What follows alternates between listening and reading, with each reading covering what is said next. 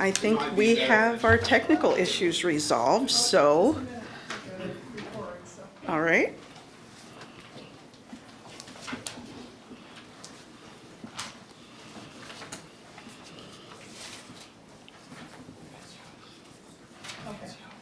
Thank you.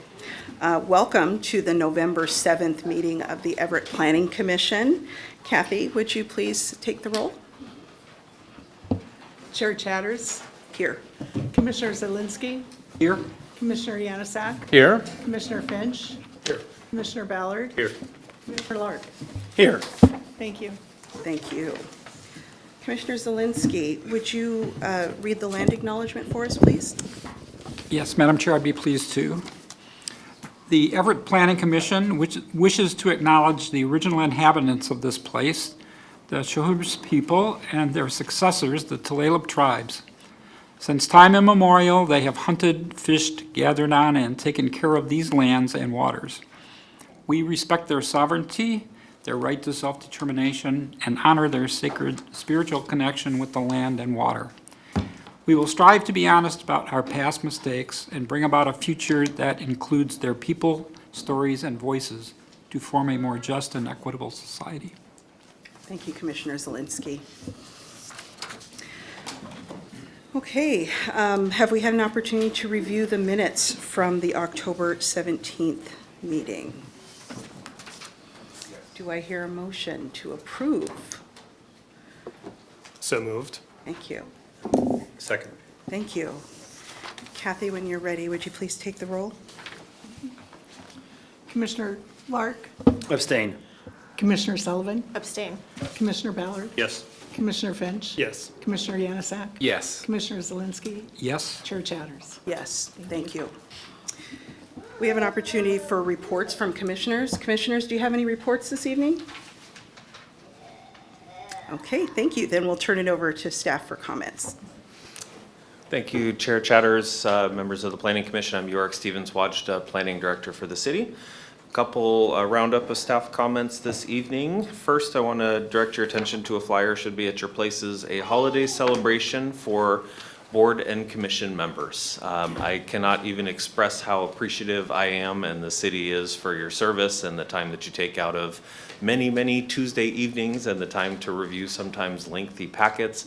It is the least that we can do to offer a party in your honor, as well as the other boards and commissions that also do a lot of hard work for the city. December 12th from 6 to 8 p.m. and I hear in past years the food has been excellent. So if you're able to make it, I would love to see you there and join you and have a chat outside of these chambers for a change. Understand if the holiday celebrations are stacking up and you're not able to make it. Either way, thank you for the work that you do. That won't be all the thanks that I give, but just wanted to take that moment there. Turning to a couple of items that have been before the Planning Commission and how they turned out at the council, the school heights ordinance, which shifted some of the cap on heights for schools in the city into more of a discretionary and case-by-case basis review through an administrative and conditional use processes, passed the council on November 1st without amendment. So that is on its way to being effective in a week or so. And I think we'll start to see the first school at least take advantage of that with an application for redevelopment of, I believe it was Jackson Elementary. The Riverfront Development Agreement amendment that we discussed at the last meeting, you see it is not on the agenda today, so that means it was clear to proceed to the City Council. There is a public hearing in front of the City Council on November 29th, so important to know that the public does have the opportunity to make their voice heard on that limited amendment to the Riverfront Development Agreement to change the theater use to anchor food and recreation. November 29th again is the public hearing in front of the City Council. There will be a brief briefing tomorrow at City Council's regular agenda. Tomorrow is a Built Environment Committee at 5 p.m. and the Built Environment Committee will be hearing a briefing much like what you'll be hearing today on the Park District development. The Historical Commission held a retreat on the comprehensive plan. I wasn't able to be there, but Becky was and Alex was, and they had a great discussion on how the comprehensive plan relates to our historic resources and how to advance that cause through the comprehensive planning process, as well as the other work that they do. So you'll see some recommendations come out of that commission towards you when we get towards that part in our work program on the comprehensive plan update. We met with the Port of Everett yesterday to coordinate on the comprehensive plan and to go over some items that the port is interested in. We met with the City Council Parks and Quality of Life Committee on October 18th to talk downtown ground floor uses. That's a topic that's come up in this body as well in the past. Committee members expressed an interest in revisiting the prohibition on secondhand stores downtown on ground floors and certain types of clinics, as well as the limit on residential on streets designated transit-oriented development, which has expressed itself in ways that maybe weren't intended.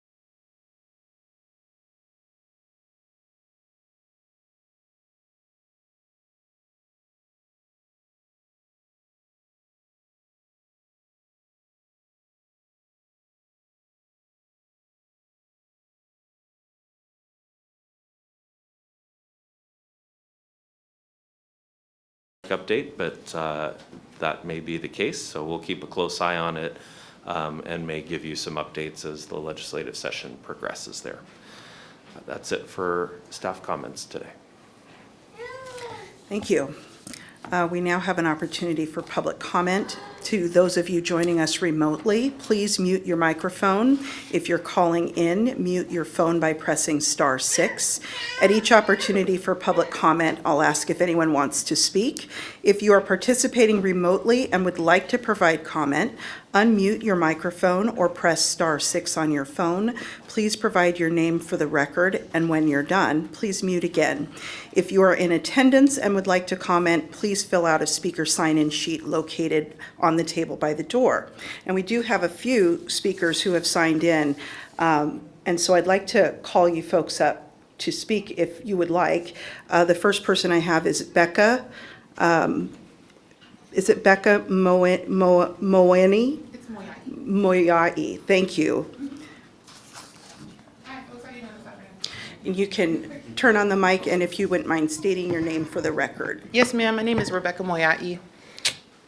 I'm a journeyman carpenter with Local 425, but I'm also an Everett resident. My children are enrolled in public school here in Everett.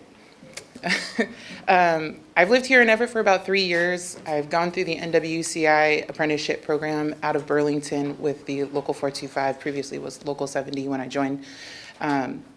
As a single mom, I was looking for an opportunity to better the life for myself and my children. I'm originally from Oak Harbor, so During the pandemic, I found that the work opportunities were closer to Seattle, and at the beginning of it, I was commuting from Oak Harbor to Seattle every day. And it took away a lot of time as a parent. In order to spend that quality time with my children, I need to work closer to home. And I have found that even moving to Everett, a lot of times the work has been outside of the Everett area. In order for me to be a fluent part of my membership as a carpenter and as a part of my children's lives on a daily basis, it needs to be that I stay close to home for work. So I've committed 3 years of my time as an apprentice working on the light rail, which gave me a lot more of an opportunity. And with that light rail starting to move more north, and it's hopefully coming to Everett sooner than later, I hope that I get to be a part of that process, as well as possibly even Jackson Elementary School, as it's my son's elementary school. So this meeting especially is really close to home, considering that I love calling Everett my place of residence, and I would like to be able to work here and be able to put my finances back into my community as well as my time. So thanks for your time today. Thank you. We also have signed up to speak a Bryce Owings. Mr. Owings, if you're here, would you step to the mic? And I'm sorry I didn't mention before, if you could keep your comments to 3 minutes, that would be appreciated. Thanks so much. My name's Bryce Hoggings. I'm from Local 425 up in Burlington. So I came into the Carpenters Union after working non-union for quite some time prior to it. I came in at about 32 years old. So prior to being in the union, I worked for non-union companies, and safety would be second, right? So like fall protection, things like that, right? Like even if you brought it home from yourself, you'd almost be laughed about it, because the whole environment, the whole atmosphere from a non-union company is completely different from the union atmosphere. Immediately when you go into a union site, you're expected to wear gloves, eyewear, leather boots that support your ankles with toe protection if needed, right? It's completely different than how it was when I worked non-union. Also, when I worked non-union, there's times that I completely had my paycheck stolen from me because there's nobody that held them. For one, I was working under the table, so they weren't even paying taxes for the work that I was being done for the city, right? Another thing that the union has done for me is I actually brought my family, my wife and kids. So I joined the union when my firstborn was born, like literally within 3 months of him being born. And the union gave me an opportunity, doubled my wages, it more than doubled my wages overnight, and gave me an opportunity to provide to them like a man should. And on top of that, those wages also I would like to return back to the city. So working here instead of working in Seattle, I would be spending my money here instead of outside of this. So that's really all I have to say on the matter. Thank you. Thank you for being here. Looks like the next person, if I'm butchering your name, please correct me. It looks like it says Frankie Jackson. Yes, that's correct. Thank you. Please step to the mic. Hi, good evening, everybody. I'm a carpenter, union carpenter. I live in the city of Everett. I was able to purchase my first home ever being a union member. As you can see, I got a lot of friends here. These are the people I work with. These are the people I see every day. This is my community. These are the guys that have families that work in this city, that work in Snohomish County, and we really need these jobs. We need to keep Everett union. We need Snohomish union. We need to stay union to protect our community and keep these guys having good wages so they can come back. Don't you want your neighbors to have good wages and be able to take care of their children and just create a better opportunity and atmosphere for everybody in the city of Everett, in the county of Snohomish County? Like, that's what I want to see, and that's what I want to be a part of. I appreciate your time. Thank you so much. Thank you so much. We have Fidencio Velasco, please.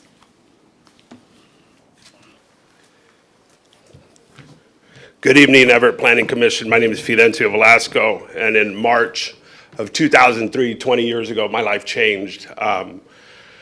sometimes I say that I found the Carpenters Union, but I think the Carpenters Union found me after 27 years of unlikely mistakes in my life, thinking I had no opportunities. You've heard people coming through apprenticeship program, local people want to work in their community. This isn't sometimes people think it's a union, non-union thing. What we want is compliance with the laws that are mandated in the city of Everett and the state of Washington. Apprenticeship utilization, our goals, you hear it every day that we have workforce shortages. We don't have enough people to, whether it's working on construction projects or in restaurants or in schools or police officers or sheriffs or whatnot. You know, it's not a labor shortage. We need compliance within the city of Everett, and what we're asking for, you know, we're happy that the Everett Housing Association, because housing is extremely important. It's very expensive. When I moved here in 2005, it was extremely affordable to live in the city of Everett. How many people still believe it's extremely affordable to live in the city of Everett? I call this Little Seattle now. It's just as expensive, if not more in some places. And what we need more than anything is it's something that we call the area standard. We want contractors that are going to abide by the rules and the laws set forth in the city of Everett and the state of Washington. And we know that projects get expensive, but what we want to know is, what is the Everett Housing Association going to do? What is the city of Everett going to do to mandate that the contractors that they hire for these projects abide by those laws that are necessary so that workers are paid? You know, you heard a gentleman say that he worked on city projects being paid cash under the table, and we can continue to stick our head in the sand and act like camels and act like this problem doesn't exist, but it does. Wage theft in the state of Washington, wage theft in the United States of America. And this is not me pointing fingers at anybody. I know that there's compliance, but we need to do, if this is the bar, we need to do a step above the bar. We need to make sure that the workers on this project and all future projects in the city of Everett are protected. Number 2 cause of death in the construction industry. You would think maybe it's accidental falls or something like that. Number 2 cause of death, can you guess what it is? Suicide within the construction industry. For the first time in the years that I've been in this industry, mental health is discussed on a regular basis, and my hat's off to the contractors that have embraced it. But we need to continue, because when you look at divorce and you look at suicide, 9 times out of 10, what is it? Why? Financial reasons. People are being robbed, and I know that the city of Everett does a damn good job in protecting the workers, but we just need to do a little bit more. And we need to stop acting like wage theft and the compliance issue doesn't, because there's only one place to squeeze a construction project. Do you know where that is? Labor. That's it. You can't. Materials, or a 2x4 in Everett costs the same thing that a 2x4 in Linwood costs. A yard of concrete in the city of Everett is the same price as a yard of concrete. Maybe the delivery fee is a little bit different, but 1 yard of concrete is the same price all throughout the area. The only place that we can squeeze is in labor. And you see a room full of members here, but there's also other people within the community of Everett that want to stop driving down to Seattle to work. So thank you for doing this work that you all do, and we hope to see you all soon. Have a good evening. Fidencio, before you go, No, I'm running. would you be willing to answer a couple questions for maybe commissioners that want to kind of clarify the issue? Or is there another member of your party who you'd prefer to have answer questions? No, I'll give a swing at it, but, Okay. you know, we have other trained or, you know, skilled, understanding people. But Okay. there's some commissioners on the panel that know how to get a hold of me too. If we don't get the answer tonight, we can sit down and have coffee too. Okay. Do you have a specific, is there a specific, I know you're here with regard to the Park District project. So commissioners, I'm not sure if you were clear on that. Oh, my Yes. apologies. I So got carried away. Could you help us understand your specific concern with regard to the Park District project? It's to the Park District. There's projects going on. There's a contractor here that's been awarded, I think, the pre-construction portion of it. They don't necessarily cheat, but they hire contractors that skim below the radar and don't pay the area standards. We have information that we can share with you on ways that they do, and a lot of times what they do on these projects is they misclassify. For instance, a carpenter on a prevailing rate project is paid $53 an hour, and a laborer is paid $47 an hour. So there's a, what is that, a $6 delta in between the two, plus the benefit package. And when you hire 10, 20, 50 people and you misclassify them, the delta over 10 years would be millions of dollars. Okay, so your concern is with regard to a contractor? Not necessarily the contractor per se, but subcontractors. Subcontract, okay. Yes. Okay, and so Park District folks will be giving a presentation on that later, so maybe we might have follow-up questions on that. Commissioners, do you have any questions for Fidencio clarifying why we have carpenters here with a show of support for labor that's going to go into this Park District project?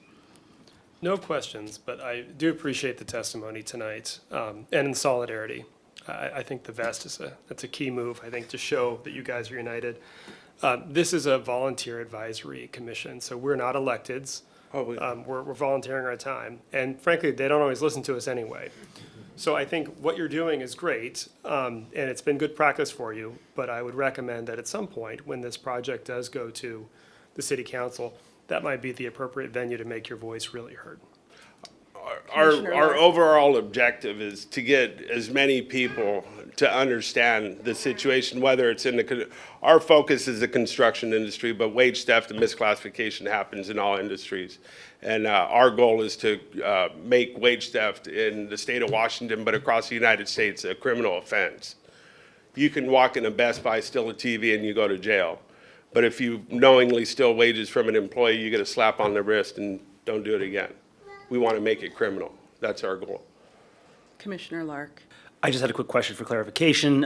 You mentioned that there's laws on the books that you're like, hey, Everett, you have these laws, follow them. It looks like a lot of compliance issue and ensuring compliance down on from not just at the 10,000-foot level all the way down to the ground. So can you tell us a little bit about the laws that you are thinking that you wanted to, that you're reciting when you said there was already laws on the books, just so we know for our situational awareness? So one of the laws that are on the book that doesn't happen, Idle, you have something?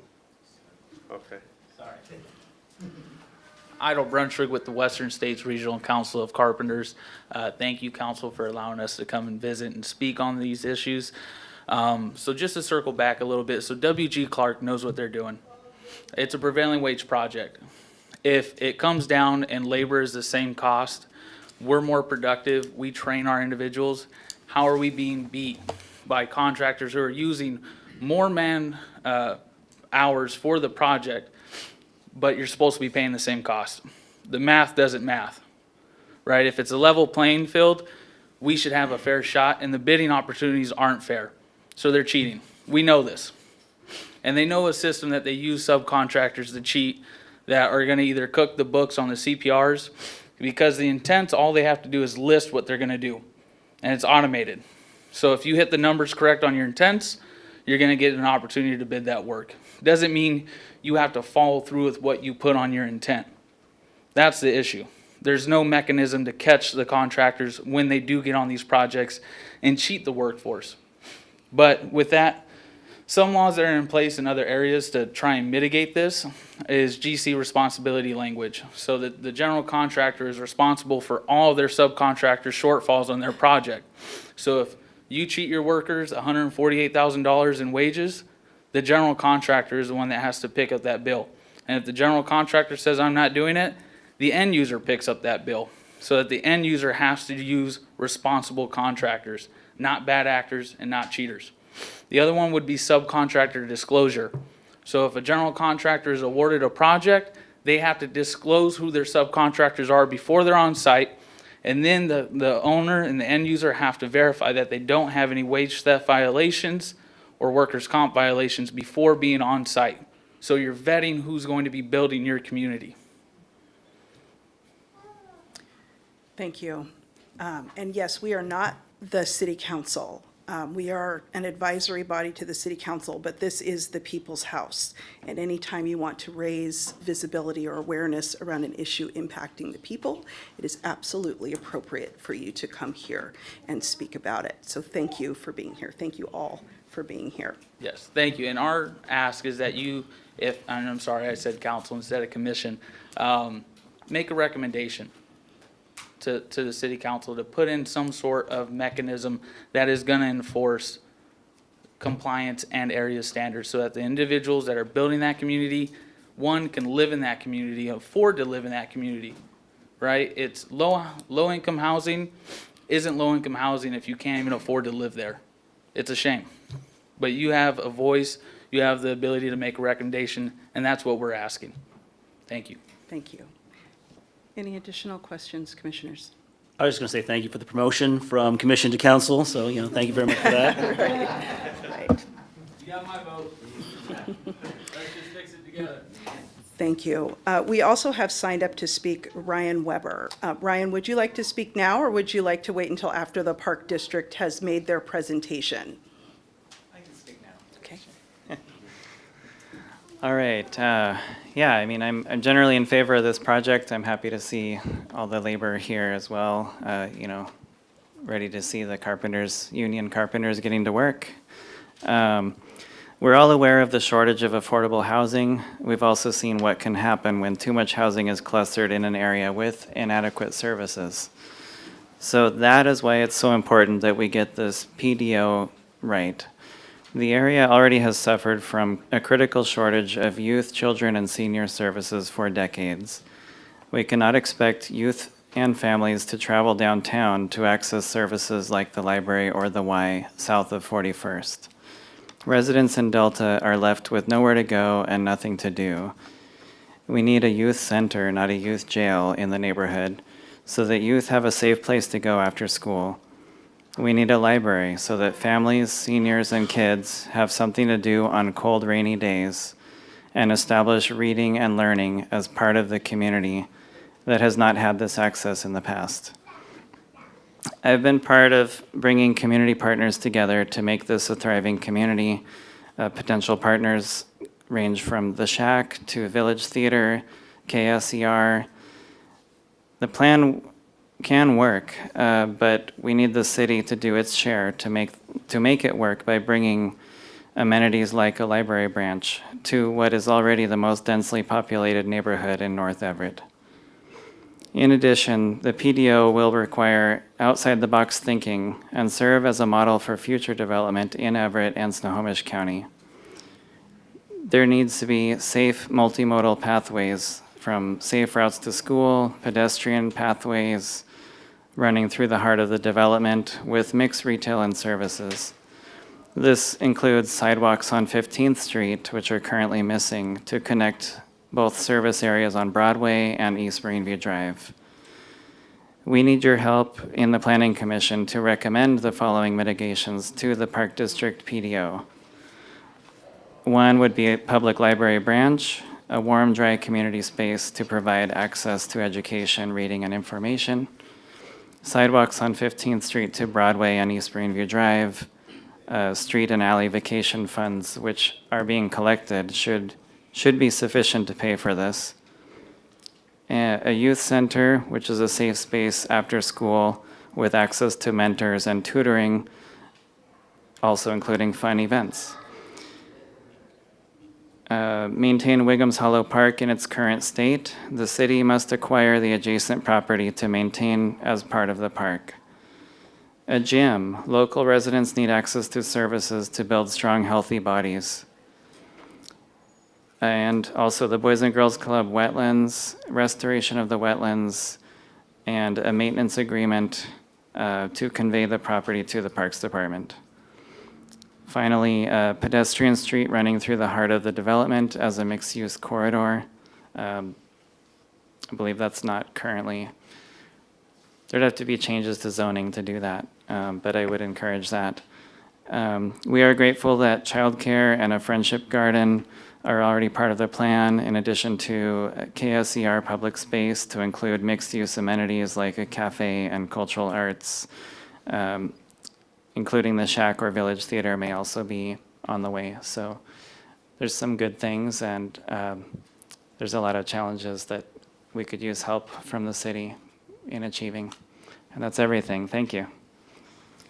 Thank you for being here, Ryan. Chair Chatters, I had a quick Yes, question. Before please. everybody leaves, can I see a show of hands as who drove here tonight? This is relevant to the upcoming conversation. Drove here? Yeah. And who drives to work? Can I see a show of hands? Thank you. That's great. Thanks. Thank you all for being here. Have a great rest of your evening, and of course, you are welcome to stick around for the rest of the agenda if you'd like.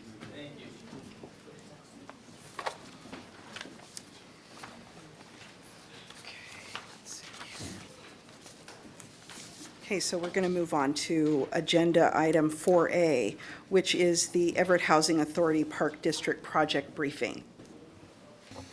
Okay, while the project team works their way up, we have a full presentation on this Park District project. Just to place you, this is second, maybe third time you've seen a presentation on this. The design continues to be firmed up and modified in a couple of ways. I would consider this the beginning of the home stretch in terms of review and recommendation and a decision by the city, whatever those recommendations and decisions would be. We have a schedule, much of which is in your packet in the memo for this. We will have this presentation on the overall development plan and the exhibits A1 and A2, which make up the bulk of the plan development overlay and the comprehensive plan amendment, as well as an introduction to the draft environmental impact statement, which was released a few weeks ago today. We will have an opportunity for continued briefing and discussions at your December 5th meeting. We don't anticipate needing the December 19th meeting, but that date is available should we want to continue the discussion on any particular area. And then on January 16th is when we would hold a final public hearing with the Planning Commission on the proposed plan development overlay and comprehensive plan amendment, and ask for your recommendation to the City Council on those. Under City Code 1502-120, the staff recommendation must not be made until the final environmental impact statement is in hand. That comes after the draft environmental impact statement's comment period and an opportunity for the project team in the city to respond to any comments received during that. We would anticipate that final environmental impact statement earlier in January. That extends the Planning Commission's work just a little bit from what we had been thinking before I noticed that provision, which does go beyond what is required under state law. And then after January 16th meeting, that would begin the City Council phase. So they're getting an early look at it tomorrow in the Built Environment Committee, but they'll get this for the full sequence in January, February. And the intent is to bring all of that in the form of 4 ordinances to the City Council for their consideration and potential adoption on March 6th. So just for you to keep in mind what the overall schedule is here. And we have Leslie with on the project team to kick us off with an overview of where we're at with the design right now. Before we do that, could I ask a question about the information in the memo? Yes. And I don't, if it's going to take too long to answer, we can maybe put up, but I'm just trying to still understand. So the memo mentions a comprehensive plan amendment as well as the plan development overlay, and cites the 2 sections of the code that talk about the criteria for each. Yes. What is are we dealing with both? I'm not quite understanding the interplay between those and how those criteria, how to think of those criteria as we're moving forward with this, with this presentation. Is that something you could Yeah. clarify in a minute or two? Yep, I think so. Okay. So we've got, the 4 are actually in order, and that's how we anticipate bringing these to the council as ordinances. The comprehensive plan amendment is what is necessary to allow buildings over 10 floors in the multifamily designation, which is what the Park District site is. So that can't be done in a PDO? It has to be Correct. also, A PDO is equivalent to a rezone or a development regulation amendment, which has to be consistent with the comprehensive plan. So in this case, we need to make a pretty minor change to the comprehensive plan. Everything else appears consistent with the comprehensive plan, but that's part of our review process to ensure that that's the case. So we first need to make that little tweak to the comprehensive plan. Once that is done, and And if I could stop you, so that criteria is then laid out here in Everett Municipal Code 1503. That's the criteria for that overarching. for okay. any amendment to the comprehensive plan, we have criteria and code for that. But we need to do that before we can get to the Plan PDO. development overlay, yeah. And is that because of the details of this particular PDO? Or would it be, for any PDO, there would have to be the comprehensive plan amendment? No, because this PDO anticipates buildings that exceed 10 floors, we need to make that change to the comprehensive plan. But if the PDO was asking for less, then we would not need to do the comprehensive plan? Correct. Okay, Yep. thank you, I'm with you. So that first action will change the comprehensive plan. The second action will fix development regulations for the site with the plan development overlay. It's equivalent to one of these ordinances, school heights, or any one of the changes to development regulations or a rezone. It's the same process for that. Sorry, when you say fix, you mean change? Change, yes. Okay, Correct. because they're not Thank you. broken now, just to be clear. Yes, I meant fix in terms of set, not correct. Okay, thank you. But thank you. Thank you. And you're right, that was not quite right. This would change the development regulations. Then the third step, the development agreement, is what fixes the, in the sense of sets, the development regulations for the build-out term. So third is development agreement, and that's one that our read of code does not require a recommendation from the Planning Commission, but we'll give you the high points of that as it's important to the development itself. And then the fourth ordinance would be the street vacation dedication process, which would reconfigure the streets within the development. And I guess it seems to me these are all separate steps, but they are also interrelated, is Yes. that? Yeah, it would be very hard, if not impossible, to separate any single one of them. So we're bringing this together as one consolidated package. We would like the council to act on them all on the same day. It's the same way that it was done for Riverfront and Waterfront Place, both of which I think had a comprehensive plan amendment, a plan development overlay, and a development agreement. They didn't have street vacations, but they had other complicated property. And just so I'm clear then, so if any one of them were not to be approved, ultimately, then that would mean that the rest of them were maybe. You would need to change, yeah. If you didn't do the street vacation dedication, then the whole site plan would need to change. If you didn't do the PDO, you couldn't do very much of this at all. If you didn't do the comprehensive plan amendment, then you would have to lower the tallest buildings down to the 10 floors. So some of them would be minor changes, some of them would break the whole thing. And then, one other question, I appreciate this, it's very helpful to help me put it into context here. What if instead of pursuing this as a per se plan development overlay, there was an interest in just rezoning the entire area? Would there have to be this many steps? Would there still is there any of them that could be, skipped? You would replace the plan development overlay with a rezone to mixed urban and whatever height limits, same heights that are in the plan development overlay. It would be very similar. The baggage that would come along with that is everything else that the mixed urban zone allows. So in this way, for instance, with non-residential uses, the development program has small scale childcare, maybe some retail, maybe some other civic uses. The mixed urban zone allows a whole lot more than that. And the Everett Housing Authority has control over the site, and you wouldn't expect them to necessarily use that ability and create a incompatible use. But that's one of the reasons that we went down this path of the plan development overlays for some very tailored regulations. thank you. Yep.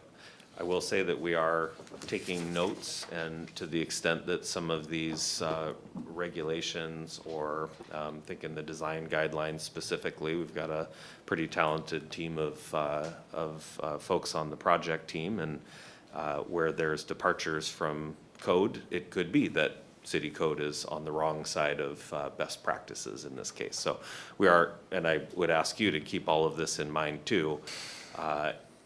If the project team thinks that it's a better idea to have a design guideline in the way that's reflected in A2 than what we have in city code, it's an exercise that we as staff have been doing at least. Well, is that something that might be appropriate to bring into city code? Maybe it's a newer way of approaching a problem, or something that hadn't been thought of before.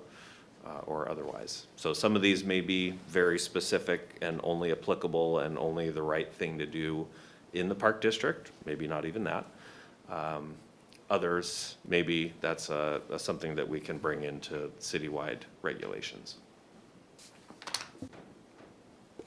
Your question for you. I think your point about rezoning the area is interesting, because in a way, while there is more control over, I guess hypothetically, more control over street level uses and other trade-offs in this negotiation, it's also having an impact on other property owned by others that are still going to be subject to the same zoning that's there today. So that's something to consider. It does look to carve out a pretty specific area. I'm not sure how many other properties in Everett meet the specific definition of this area, which is, it raises a flag. And I guess the other thing is, is our current zoning there? I mean, at some point, a lot of people sat around probably this room, it was before my time on this commission, and decided that was the right zoning classification for that geographic location. And somehow that must have changed, because we're now, it seems like the city is now in favor of putting significant density in an area that's not zoned for that. Whereas there are other components of our city that there was a lot of thought that went into driving density to specific locations for a variety of reasons. And so is the city now changing their mind? Is the administration now changing their mind, and they think that it's good to decentralize density away from downtown? Or what's the thinking there, and is there a staff recommendation that goes along with this presentation tonight? Per EMC 1502-120, I'll take the last one first. There will not be a staff recommendation until the final environmental impact statement is issued. As far as what sort of change in the approach that the city is taking and why a rezone, that's a question for any time we change policy.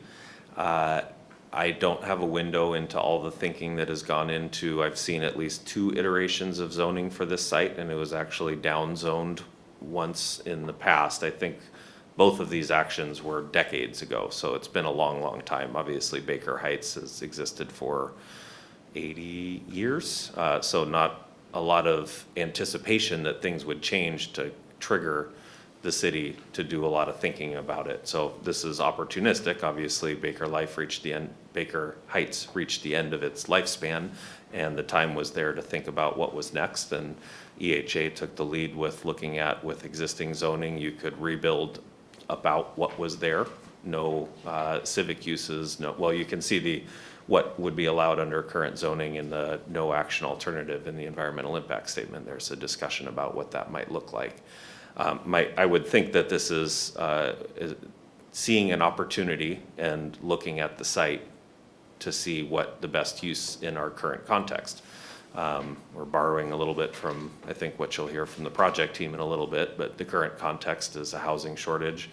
A current context is significant housing targets and employment targets. The current context is a desire that we've heard repeatedly in the Delta neighborhood for additional amenities, some of the things that Ryan just stated, a place to go get coffee, a place to hang out, some civic opportunities, sidewalks and street lighting.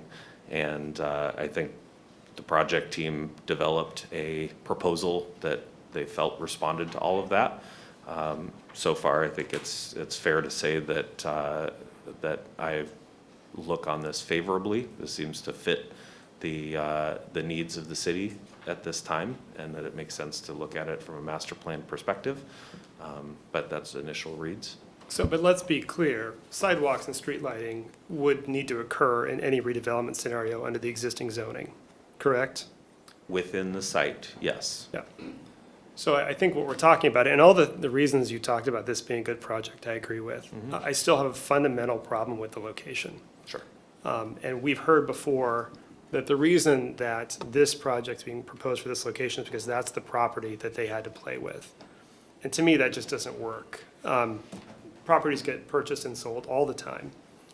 And so rather than potentially divest of this property or build a project that was of a different scale, one that was, 10 stories or less, or 4 stories or less, depending upon how many hoops you wanted to jump through. There are sites downtown. There's north of an acre, a half a block from us, that has been sitting fallow for 5 years, that's owned by the government. So this seems like a creative project, but an uncreative way to address the location. Sure. And hopefully we can continue this after we get the full presentation, but just a couple things to respond to that is that I'm excited at the potential that we would see significant growth for once not on a loud, busy, polluted arterial. I see the location in a certain sense as being good in that way.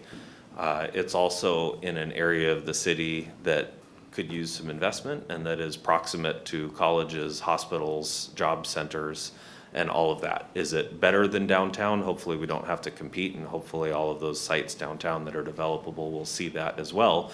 And this might even perform some catalyst function with that by demonstrating a path, hopefully successful in whatever form this takes, that shows other developers that there is a market, that there's comparisons to be made. That is the And I'm initial sure hope. that was the argument for the Everett Mall as well, but that didn't work out so well for downtown. Sure. Commissioner Lark, I saw your comment eyes. Would you like to speak? I love how you read my Or would you like eyes. to hold until after the presentation? I'll just get on my soapbox really quick. At the end of the Alright. day, I think we have placed, I'm gonna say this, the Navy's gonna be kind of critical of me. I'm critical of supercarriers. I think they're sacred cows, and they don't achieve our littoral, the combat goals in a littoral area, especially in the Western Pacific. I also have a very equally controversial stance around single-family housing. It is a fundamentally inadequate land use pattern to achieve modern global competitive status here in our country. We are placing this neighborhood, this level of density on a pedestal for no reason other than it's always what we've been doing. But when we look at what we want, when we want a library, we want a walkable neighborhood, we want to live and work in our towns, our communities, we want good schools for our kids, when we want all of this, it boils down to resources. And density brings resources that single-family housing doesn't do. Single-family housing has cost this country between $1 to $4 trillion in economic growth over the last 60 years because we can't put enough people into our productive areas. That was Enrico Moretti, the spatial misallocation study that he did. So go read it if you disagree with me. All I'm saying is that a couple of very smart economists who put a lot more thought and a lot more brain power than previous planning commissions who planned that made a decision. Like I've heard previous planning commissions, I've sat on the planning commission for a really long time, and just to elevate what they're saying, just because it's already been said, doesn't make any sense. We gotta look through this, what do we want to achieve? Do we want resources to make a better community? The answer is growth, the answer is density, the answer is, getting to a place where I'm gonna twist some words for Commissioner Finch and say, yeah, I agree, we should rezone the entire area for density. Make things a lot easier. But we lose a lot of money having these long, drawn-out conversations about what is pretty much, if you look at the metrics, the obvious conclusion. We should do this. Now, that's all I'm going to say here before we jump in. I'll do the closing statement is this. They were asked how many people drove here. we wouldn't have to drive every damn place in this city and this country if we had decent density, which would support mass transit. So, you know, what do we want to build to the past? Build to the past, but the past is currently inadequate for the challenges of today. Do you want to build for tomorrow? Yeah, it's going to seem a little out of place, but we build for tomorrow. Remarks complete. Thank you, Commissioner Lark. Thank you for letting me process. Thank you, Commissioner Finch, for staying in your seat. And that, I think you meant Raj Chetty's spatial misallocation study. Is that I think that's the correct name. It's really fascinating. Everyone should take a look at it. With that, let's hear the presentation. Roll the wheel. Just don't roll it Oh, too oh, look far. at that. Okay, all right. If that's not working out. Great, thank you. My name is Leslie Bain. I'm with Framework, and we're working with EHA on the Park District. It's a great discussion. We have to make a great future, and we're happy to be on that journey with you. So I want to touch base on a few things tonight. First of all, just to touch base with where we've been, because I think it will actually help the discussion, the goals that the city has set out, the goals that we're trying to help you meet, and then the pieces of this puzzle, which you've been discussing a little bit. I think the other one that I wanted to point out in particular is that there's a set of design standards. So that will be particular to this project, but we're trying to use best practices and also things that are very particular to the circumstances of this site. So this is our agenda for tonight, and we've got a variety of people here to discuss each of the pieces. The city has some really ambitious goals, and when we're thinking about housing, there are now 47,000 some existing homes.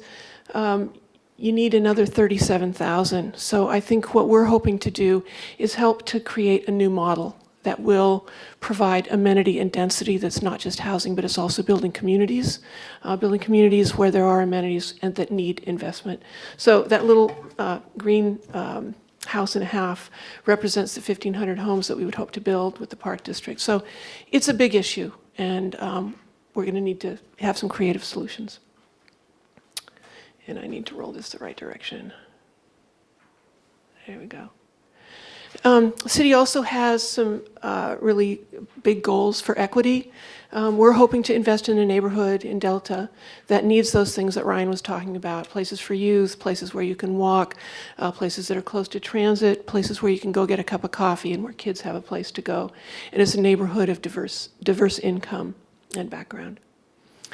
Decarbonization, again, the city has some really ambitious goals. We're here to try and help bring that to life. Part of that is making a community that's walkable. Part of it is using materials that are sustainable. And we're hoping to use some out-of-the-box things in building these. But we've got to reduce the greenhouse gases emission by 50% to meet your goals, and we're going to try and help you do that. Community benefits is part of what we're trying to do. And we've been listening to what people want. It's been very consistent.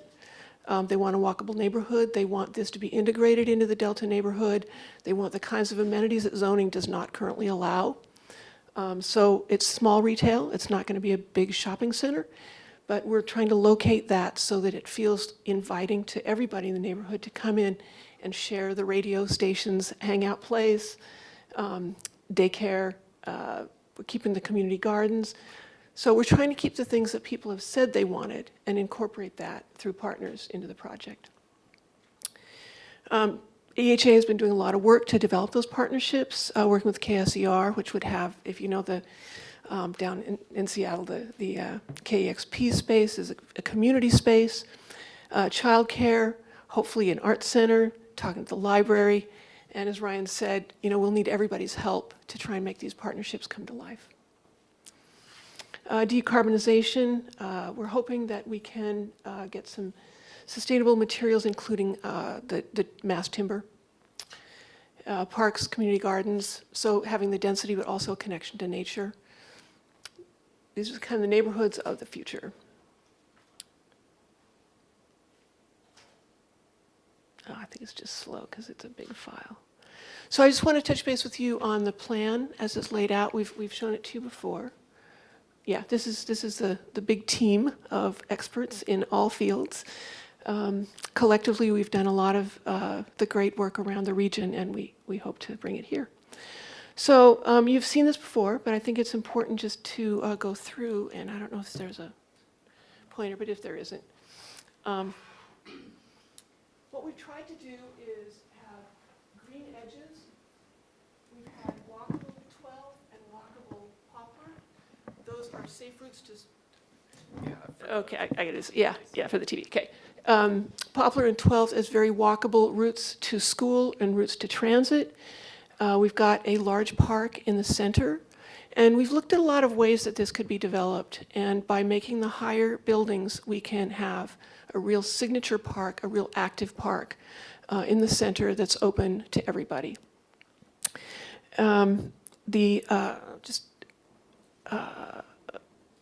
So you can see Hawthorne Elementary up there, Wiggins Park. Those are destinations that should be walkable. Try and do some traffic calming so that Poplar is a safe spot. We've got paths that are off the street itself, bike paths. Community gardens are going to be up along there. 12th Street is intended to invite the community in. So the active uses along 12th and Hemlock bring people in. First Street on the downhill side is a good walking route to Wiggins Park. It's got the childcare uses along there. You can see here so there's the retail, Wiggins, Hawthorne Elementary, and the park. So we're looking at building a neighborhood heart. It's neighborhood scale, but it's for the people that will live here, and it's for the rest of the neighborhood. Zooming in, here's how the early childhood works with KSER and the small retail spaces, and we're hoping that we can get the library on the corner there that's very visible as a connector to the neighborhood. Might look something like this. So the park is a really big deal, and the green edges. I know that there's been some concern that neighbors would have people looking in their windows. Part of the design standards is we can make sure that there are mitigation measures in there that protect the neighboring homes, and make sure that those green buffers really do their job. This is looking at what the park would be, looking down the hill and off over to the mountains. KSCR is along there. They like to do concerts, so it could be a really, I think, an amazing amenity for the neighborhood. There's the park, green space. So anyway, that's what we're hoping to do. A word on the taller buildings. We've tried to locate those away from the edges so that they have the least impact, the least shadowing. You can see the hospital off in the background, and Bakerview, which is 8 stories, Bakerview Heights, is an EHA parcel that is next to the property just to the south. So they're tall, but they're designed to not have as much impact as possible on the neighborhood and allow us to have the green space. Yes, Mr. Finch? When you guys were here before, we talked about, I think, this specific rendering, and I asked you if you could come with a rendering that showed the actual elevation, something that, I mean, this is a perspective shot that, given the perspective, it looks like the hospital may be taller than the buildings that, higher in elevation than you guys are building. Is that the case? How does it stack up? You know, I don't know the exact height of the hospital. I don't know if anybody else does. 12 floors? There we go. But it's not the floors, it's the datum at which it starts, correct? That's what I'm talking about. We could look into that. That would be great. Yeah. Because I have a feeling that these are pretty tall buildings.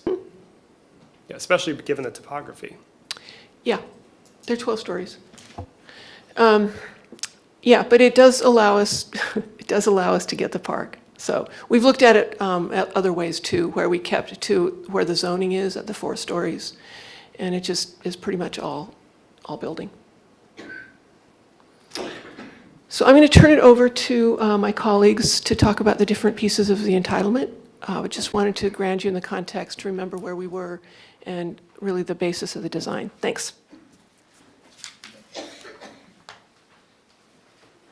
Thanks, Leslie. Good evening, Commissioners. My name is Scott Bonjuki, and I'm with Makers Architecture and Urban Design, subbing in for my colleague Bob, who's out sick tonight. But want to give you an overview of the official PDO application, parts of which are in your packet tonight.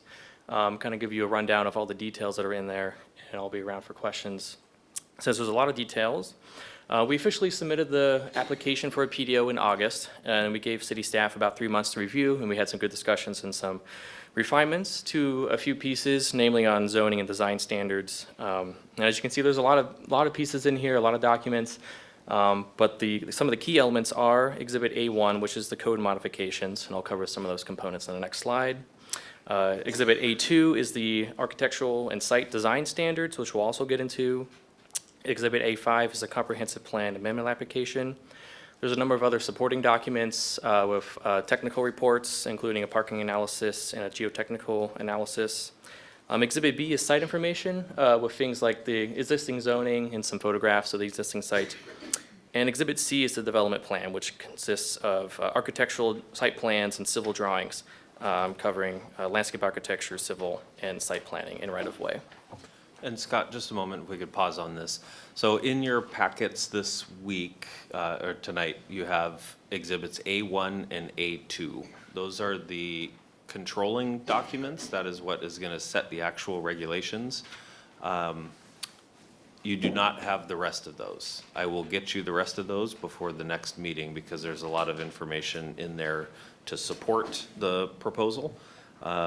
One of which, Exhibit C, development plan, does include some of the elevations that Commissioner Finch was mentioning. So my mistake for not having that included in the entire package. It's important supporting information, and we'll have it for you for the next meeting. Can I ask a question here, perhaps? So I'm looking at, again, going to the criteria for comprehensive plan amendment in Municipal Code Section 1503. There's 4 questions set out. Do these materials here specifically address any of these 4? Where could I find the project's response to these 4 particular questions? Yeah, Exhibit A5, which sounds like the director will send to you, has the responses to those specific criteria. Thank you.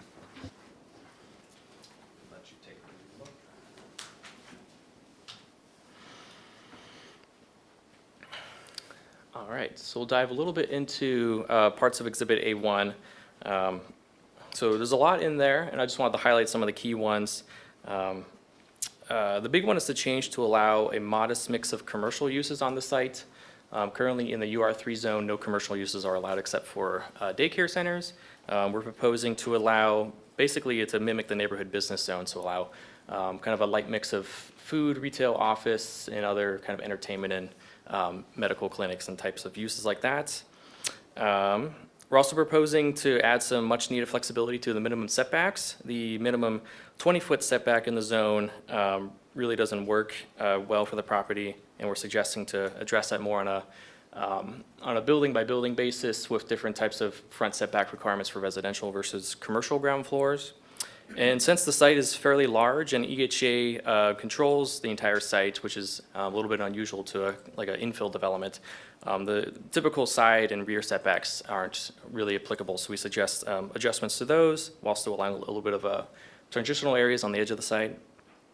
On parking, we're suggesting, we're trying to fit in a lot of units on a relatively small site, and also thinking about the city's transportation and decarbonization goals. And we're also acknowledging that we're creating a really wide mix of uses, creating a more lively and interesting streetscape, places for people to walk, and improving access to transit. So because of that, and supported by a parking analysis by our team, we're suggesting changing the basis for how parking requirements are calculated on the site to 0.7 parking spaces per bedroom. And hopefully that goes along with all the other methods to reduce car trips and car ownership on the site. There are no changes proposed to commercial parking standards. And of course, we are proposing some changes to maximum building height. So this is the legal map proposed in the PDO showing how the images that Leslie presented a moment ago would be implemented. It's a pretty specific, the site is divided up into these different height zones that are colored here on the map. The green areas represent changes where there's no changes to the existing UR3 zoning, which is currently allowing up to 4 floors and 50 feet. There are proposals to allow up to 7, 9, or 15-story buildings on different parts of the site. And you can see the blue, the highest areas are kind of clustered towards the center of the site, near the Bakerview Apartment Tower and EHA's current existing Madrona Square property. So a typical development in the UR3 zone, developing multifamily uses would have to comply with Everett's design standards under chapters 1909 and 1912. As part of the PDO, under Exhibit A2, we've crafted some new design standards to apply specifically to the property and help implement the vision for the site. Those new design standards would be implemented by city staff, just like the current ones are. But the purpose of proposing some updates is to help implement the vision and make this a positive asset for the neighborhood. A lot of the design standards that we're proposing are either more strict than Everett's current standards, or they're unique to this particular development, or in a few cases, they're purposely more flexible. So I'll highlight just a couple of them that we want to zoom into as examples of those changes, and also some of the more important design standards. One of them is related to ground floor residential frontages, where you have a residential dwelling units at the street level. It's important to have some human-scaled elements that balance the character and safety of the streetscape, while also providing some security and privacy for people living on the ground floor, because there will be quite a bit of that on the site. And the standards are, you don't see it here, but they're proposed as kind of a toolbox approach where the architects and developer can choose from a list of options to achieve the goals. And on the right side of the slide, there is your current code section. That's really the only thing we could find that currently addresses ground level residences, and we didn't think was adequate to address the site. Another example is residential open space, which has long been a major theme of the project.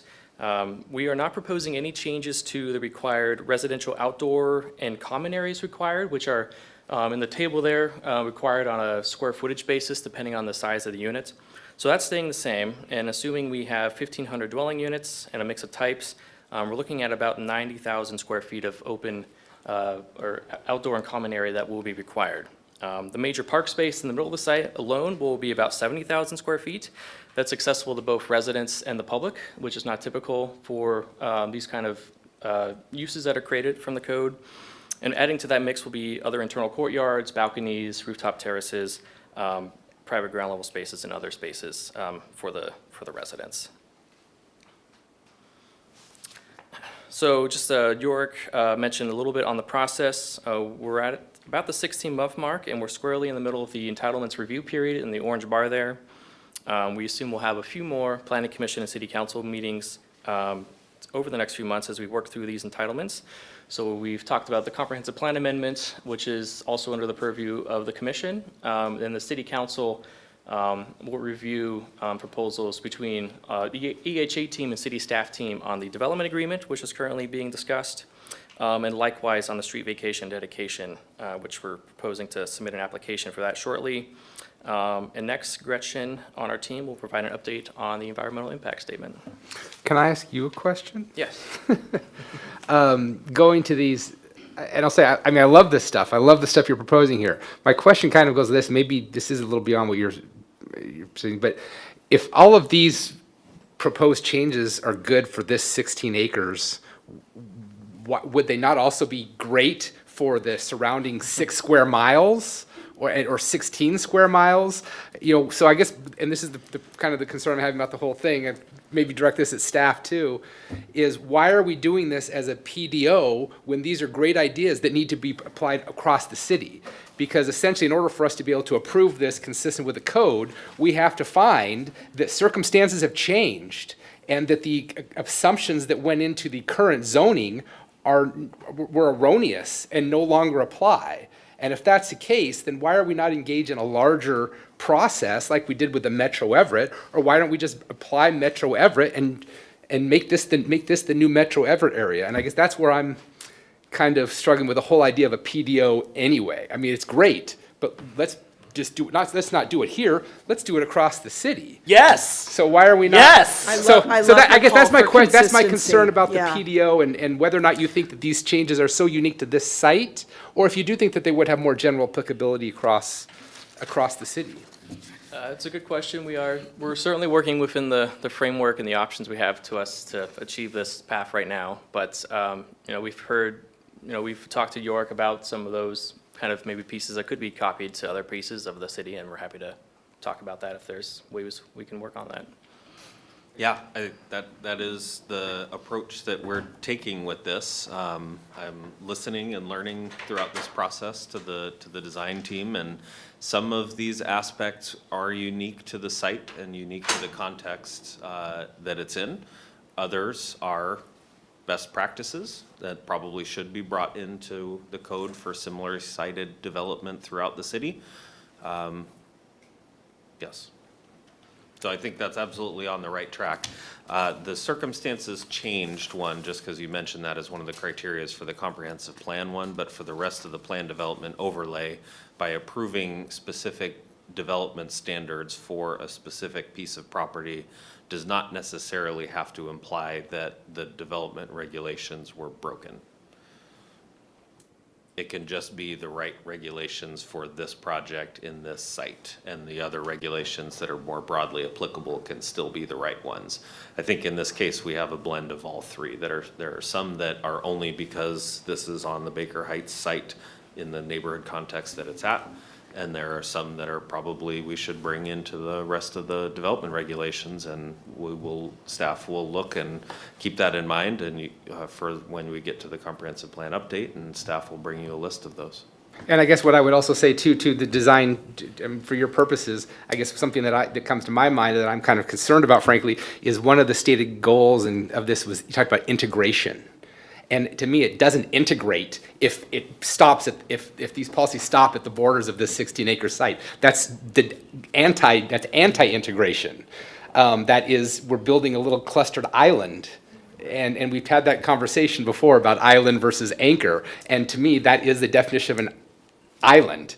If we're not expanding this and making this bigger, it is going to be an isolated one-off. It's not going to have any of this community impact outside of the borders, and that's kind of what concerns me. So as we're talking about these things, I guess I would encourage the team too to, how do we bring this out and make it so that the neighboring properties benefit and it spreads and it doesn't just become this isolated one-off project.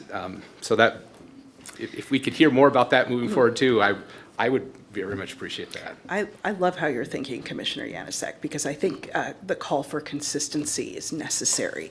But I understand that's not specifically the purview of the Park District folks.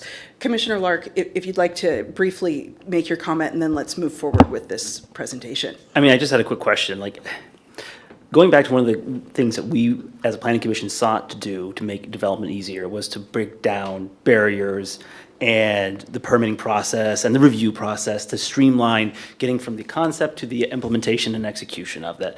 I mean, it seems like, in my mind, we have all these good things. We want to integrate it. Like, we should knock out this PDO and then start rolling that out for the rest of the neighborhood. Because at the end of the day, this is where we want to be and where we want to go. And I think, correct me if I'm wrong, it would probably make the entire development process a lot cheaper and a lot more affordable in this for everyone involved, and which means we could allocate resources where we want to, which is compliance, to make sure that subcontractors are paying union and prevailing wages. So it's like, what are our priorities? Are our priorities preserving an archaic land use pattern, or are our priorities investing in people? Thank you.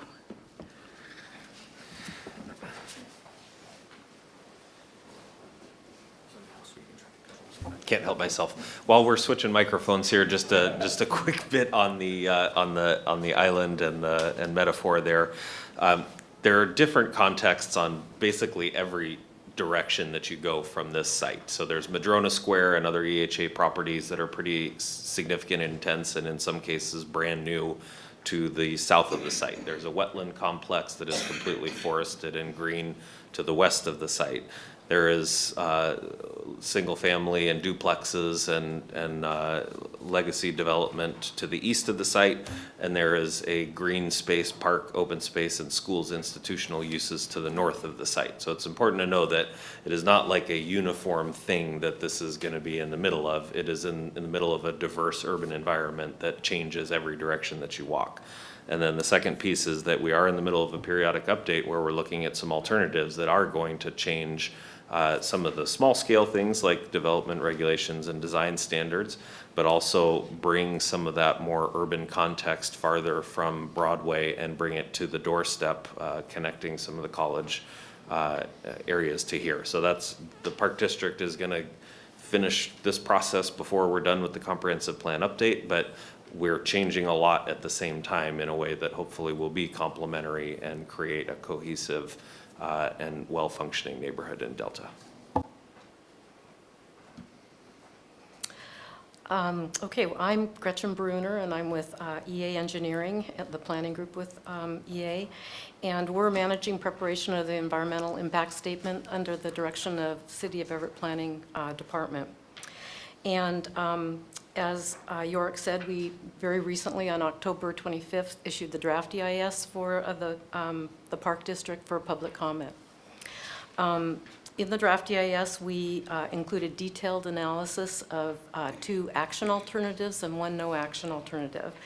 The 2 action alternatives have the same development program. They feature 1,500 housing units and 70,600 gross square feet of non-residential uses, which are retail and civic service and office uses on the site.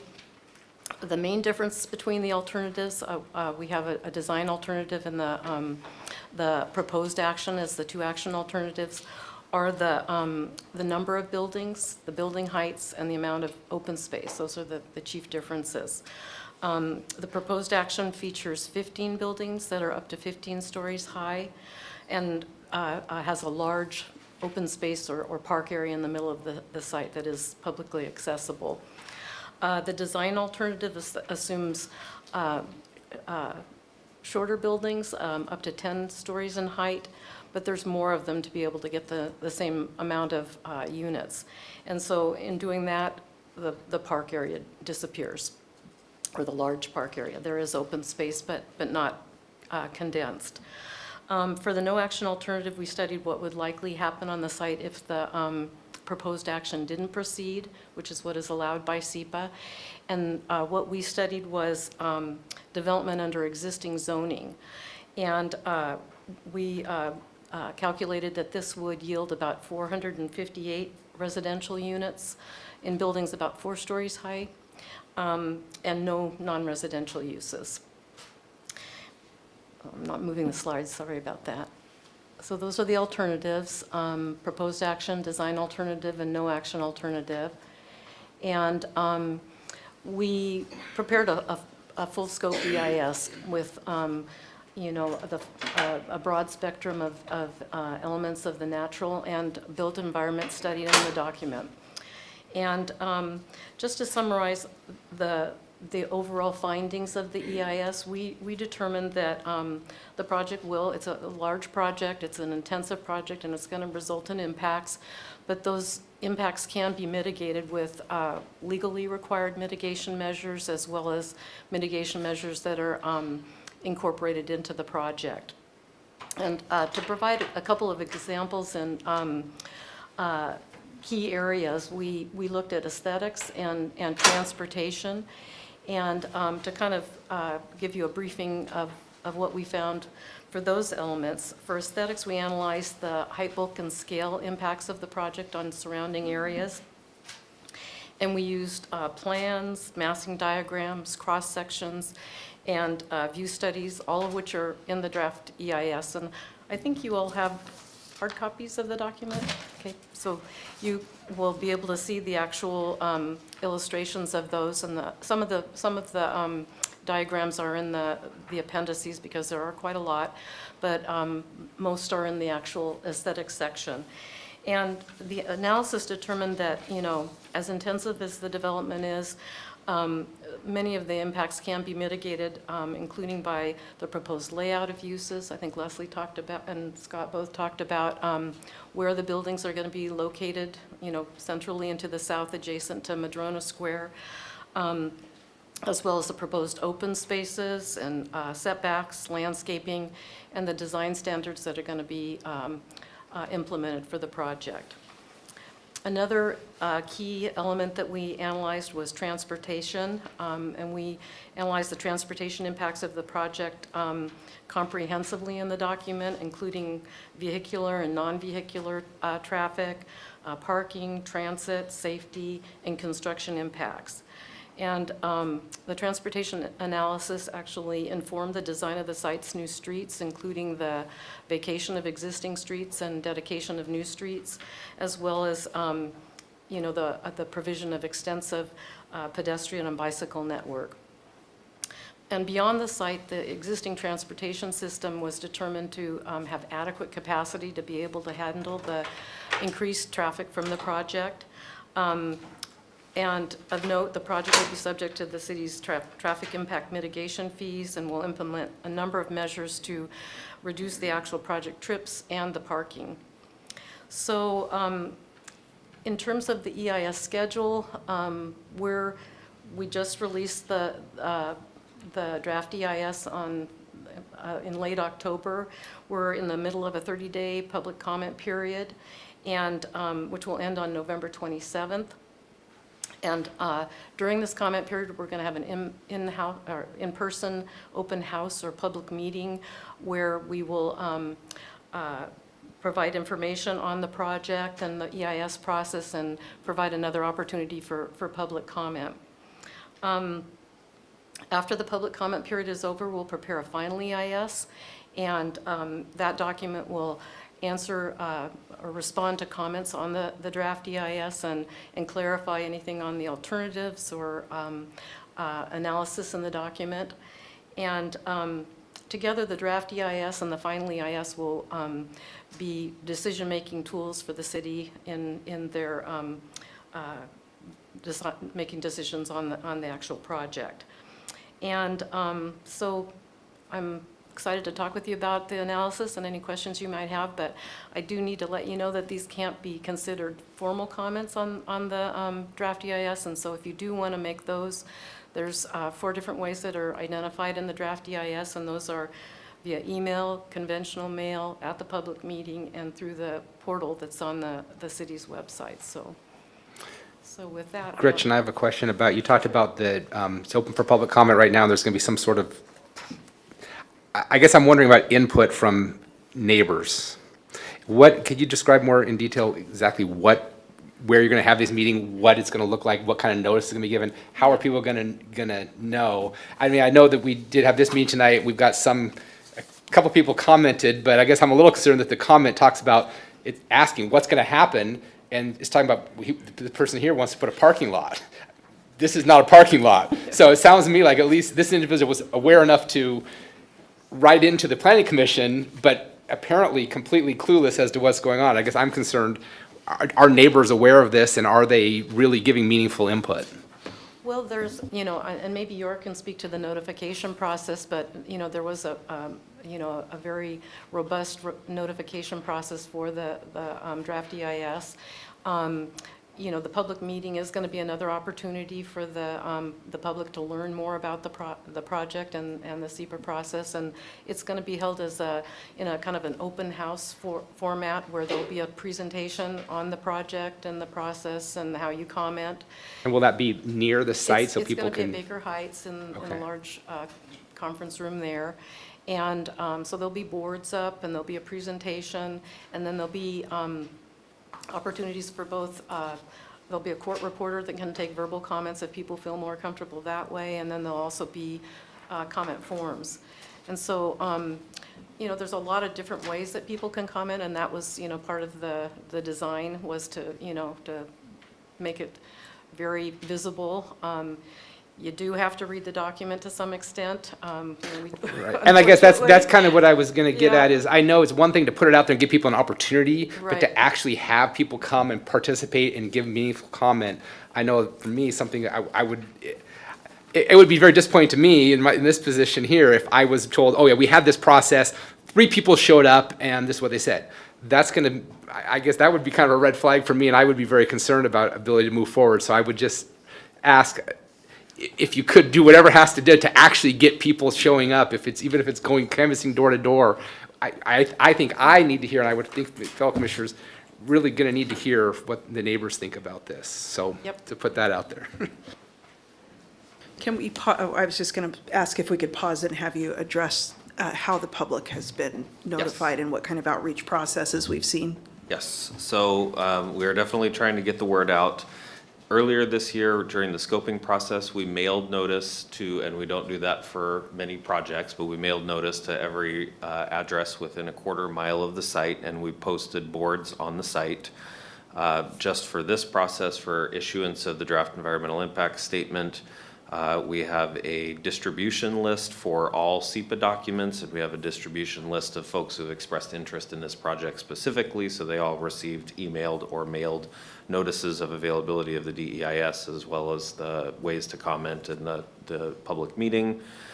Goes to the SEPA register that is available to folks who watch SEPA stuff. Legal ad in the Herald, and posting for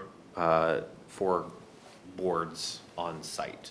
So anybody who walks down past the site at any point in roughly late October through early November will know about it. Anybody who lives near the site will know about it. And everybody who had walked by in February would have known about it. That's about, it goes beyond the minimum requirements for notice. So where there was discretion, I asked for us to go above and beyond because this is an important one. Beyond that, and I don't know that we have it in our capacity to go knocking on doors. I'm kind of hoping the Herald picks this up. That's probably the best way to get the word out. They got notice as well. Not a press release, but a notice of it. So we've done just about everything that we have in our toolbox for notice and availability of all the information. And then, of course, notices and agenda packets for the Planning Commission and the City Council. So should be that anybody that has their kind of radar up for things going on in their neighborhood should have the ability to participate in this process.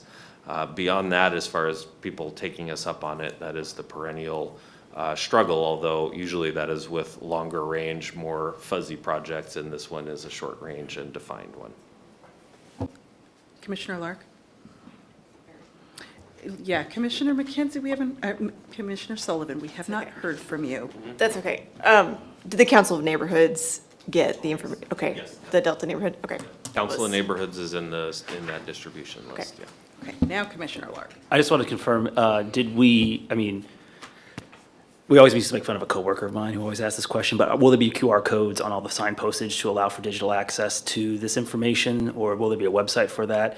And I don't know if I missed it, but have we shared it on social media? Yeah. I mean, as much of a cesspool as Nextdoor is, like, it does get information out. I don't know that we did any social media, no. That we use, but, I mean, it's usually picked up pretty quickly, Yeah. via social media if there's interest, so. The QR code and the translation, we've been talking a bit about that, and there will be a translator at the meeting.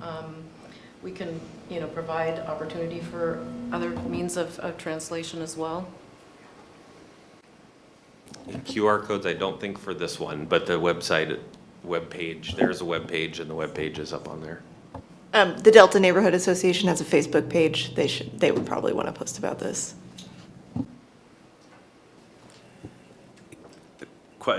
Changing back on if you guys are set.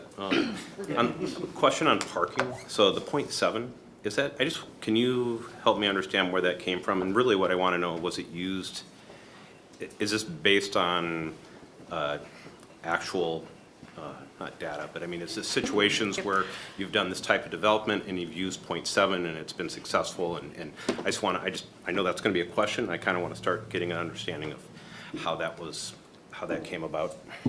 So there is hi. This is Marnie. Hi, I'm Marnie Heffron, principal of Heffron Transportation.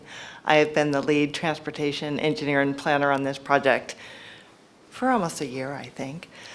So parking is one of the biggest issues when you really start talking about transforming into multifamily development.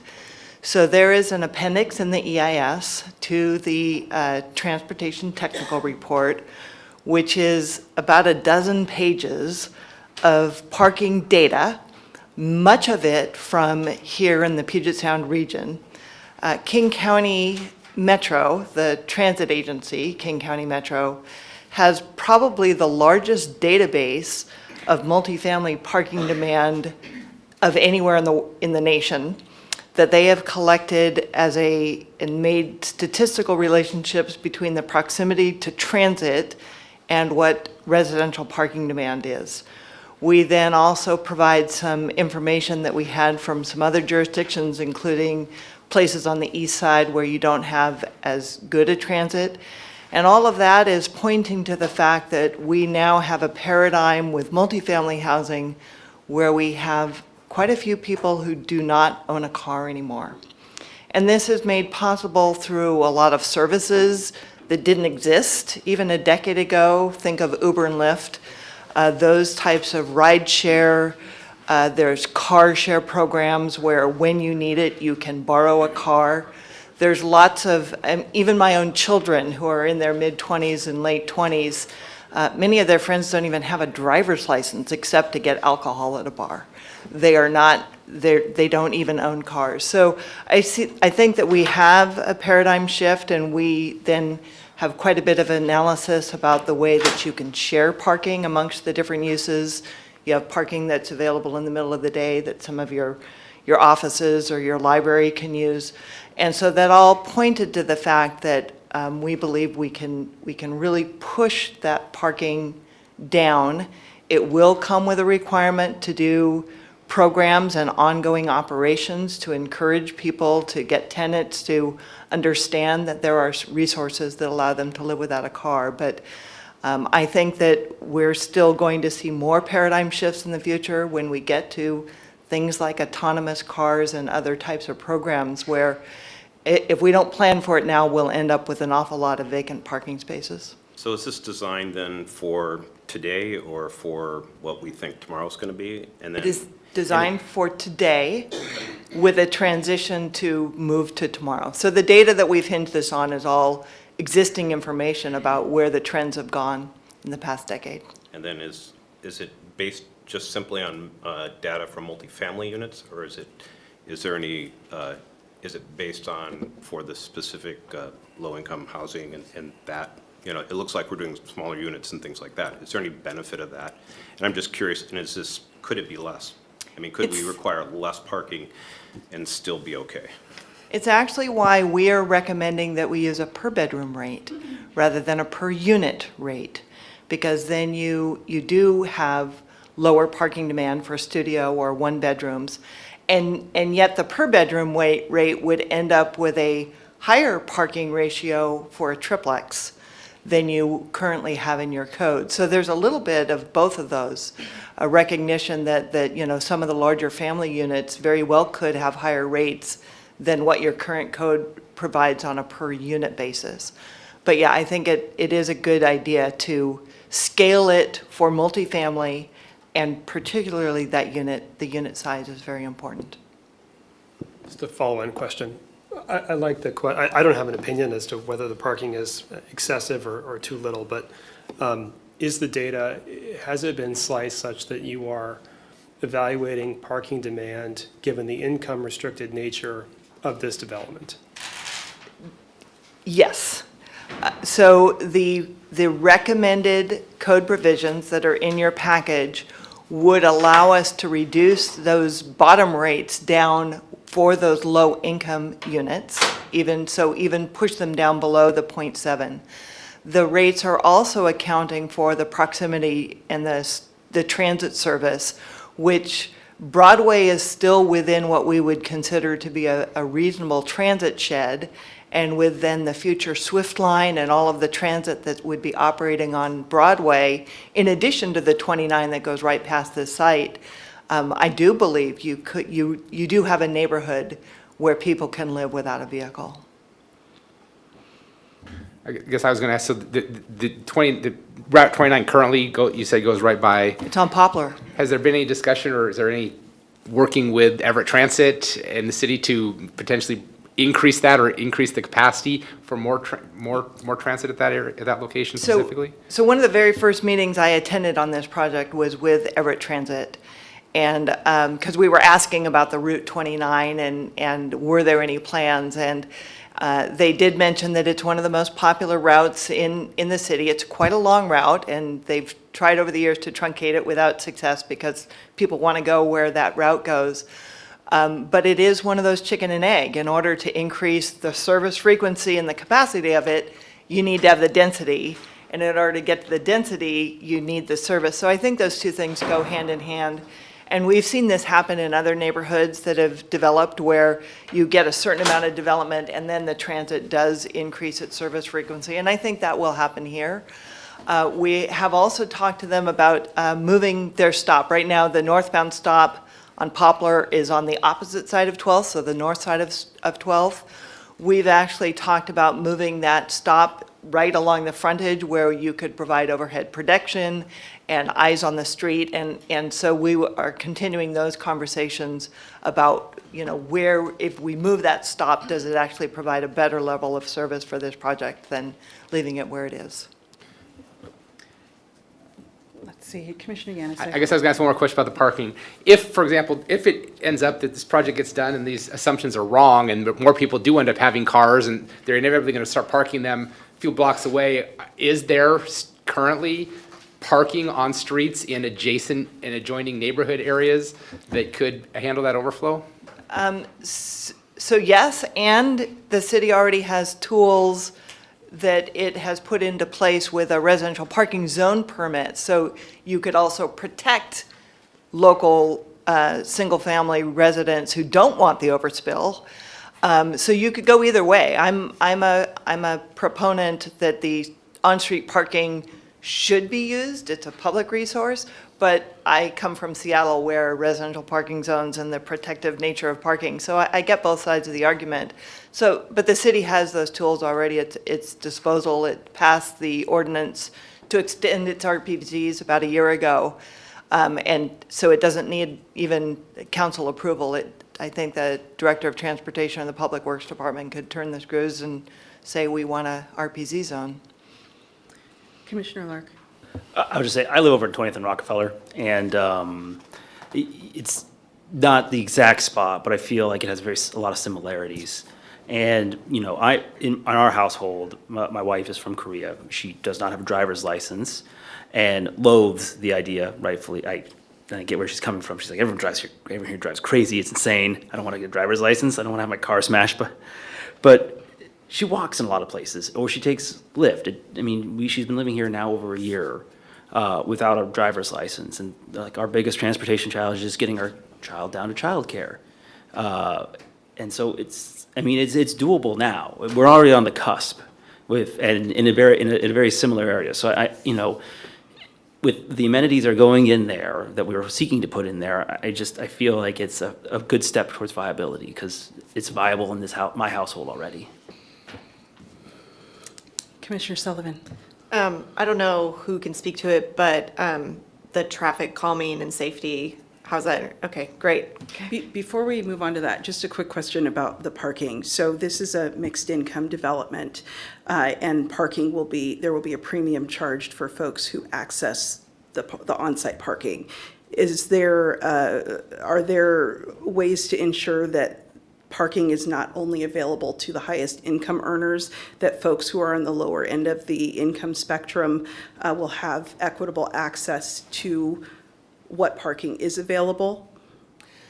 So, yes, and I've worked for many, not only low, but very low income developments, Mercy Housing, Lehigh, And so generally what we recommend is that they have a toolkit of policies.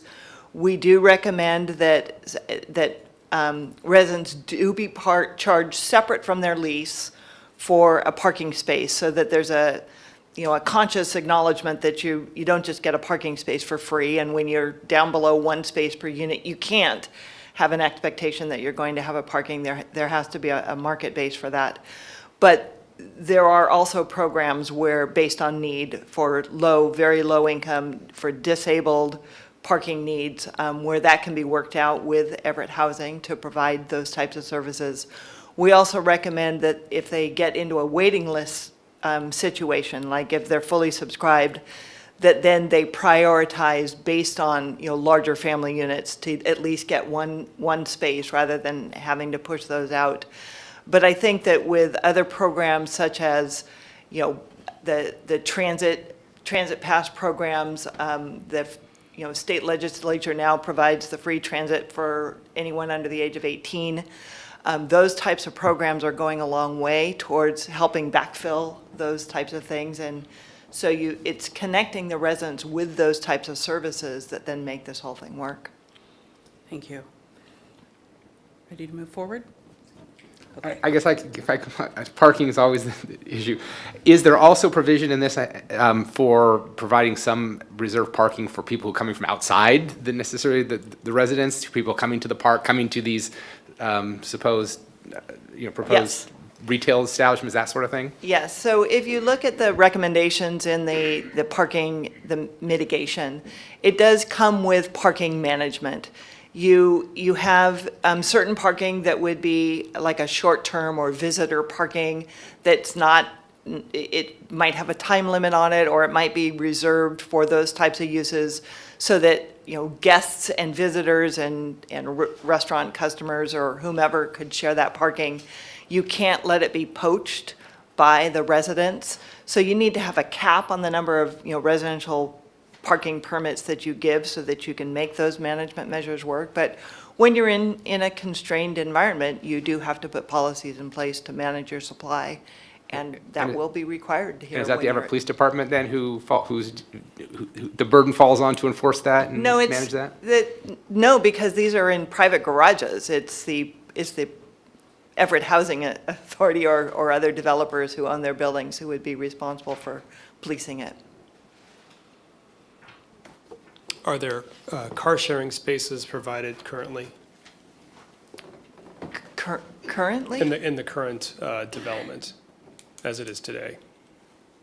The existing Everett Housing Authority buildings that are down there, is car sharing one of the strategies that's currently being used? No, they don't have those types of programs at Madrona Square. In other places where you have these kind of growing neighborhoods where you need a lot of density to make car sharing work, because you can get places like Zipcar to come in with a member-based car share, but it needs to be then fully used. So it doesn't work in small buildings, but it would work with a 1,500 unit site. Absolutely. Sorry, can we circle back to safety and traffic calming? I was looking for it, I might have, is it the traffic safety section? So safety and traffic calming is kind of built into the design standards that we've adopted for the new street system that will replace what's there. So right now they're 80-year-old streets. Those will be completely vacated and replaced with a new grid of streets. So right now there's 4 north-south streets, there'll be 3, so a little bit bigger lot.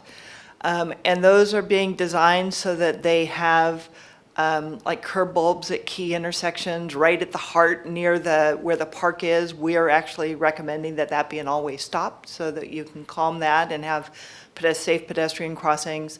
Poplar as well will have a new, curbs on both sides. Part of the walking path will actually be set off from the street. It'll have sidewalks. One of our recommendations, because we don't know the best place to put it, would be to have a marked crosswalk and curb bulb connections across Poplar to get to that walking trail. So it's really, the traffic calming comes in by, having narrower streets, having on-street parking that also calms and provides a buffer between the traveling public and the sidewalk area. Some of those features will also then be out on 12th. There's like bike lanes that will then narrow and have some of those features. So we're hoping that when we're done, we will have a calmer environment than exists out there now. Thank you. My only personal recommendation is any kind of raised sidewalks or pathways with lights. I'm thinking about by the downtown Bellevue Park.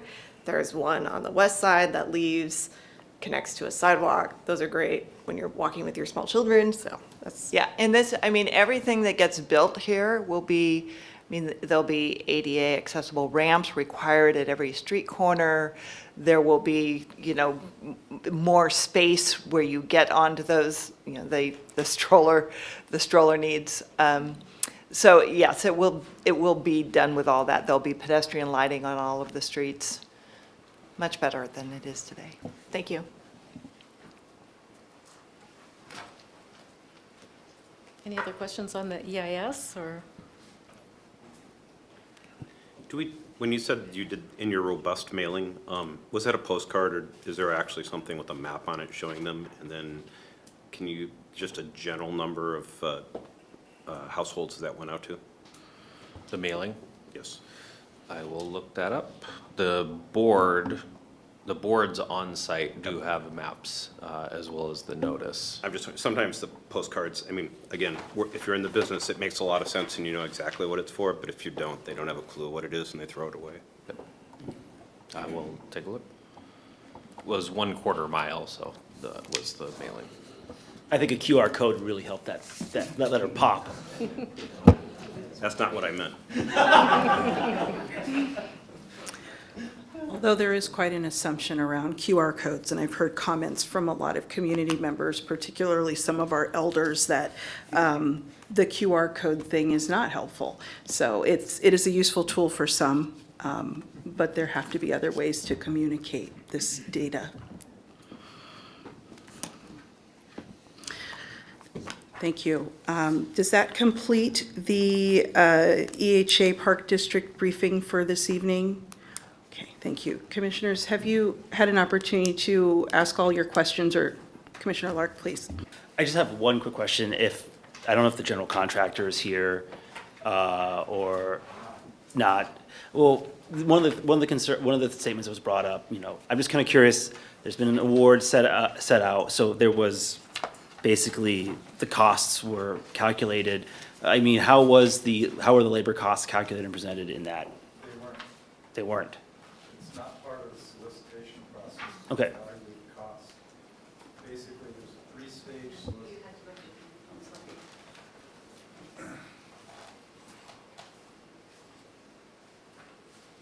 There's a wide variety of solicitation and procurement processes available to these project types. The one we engaged in is one that we have engaged in previously, in which there, in essence, is a 3-stage process.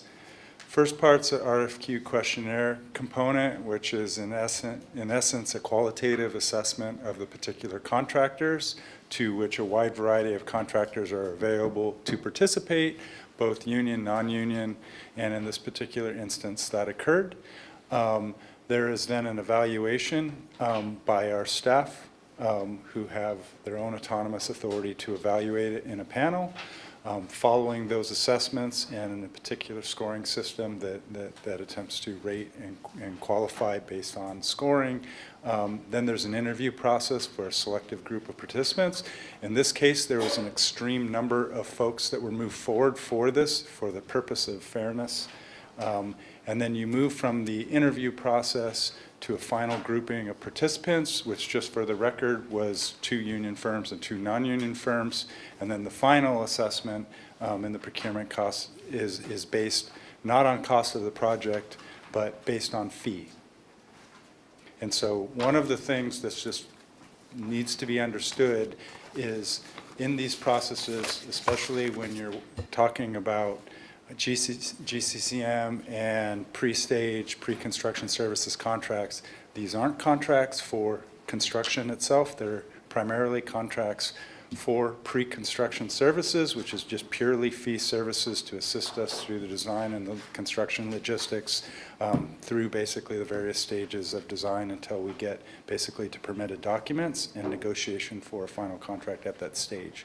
And so one of the things that's quite often misunderstood and misstated at times is that there's a cost component to these negotiations or discussions. And the final point I'd raise is many of the same folks who were here today to speak in public, we have welcomed them in public at EHA. Many of these folks from the various labor councils were at EHA's last board member. Our executive director, as well as our board commission members, a few of them met, spoke with them, received comments, and we also are preparing comments for which we will issue publicly in our next board meeting, of which we invite continual discussion with the union members to both address their concerns, but also to respectfully share our concerns about some of the requests that have been made. Thank you very much. You bet. Thank you. Jason, before you go, so they mentioned a W.G. Clark specifically. Could you describe what role that particular company has in the Park District project? So one thing as well I would request everyone to recognize is that today we're talking about the largest of the Park District, which is a multi-phase development project over a large period of time.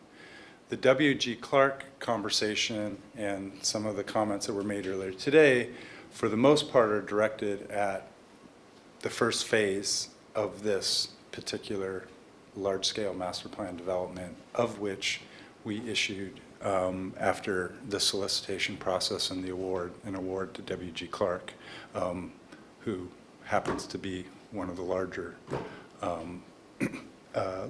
general contractors that work in kind of the mid-rise wood frame product type.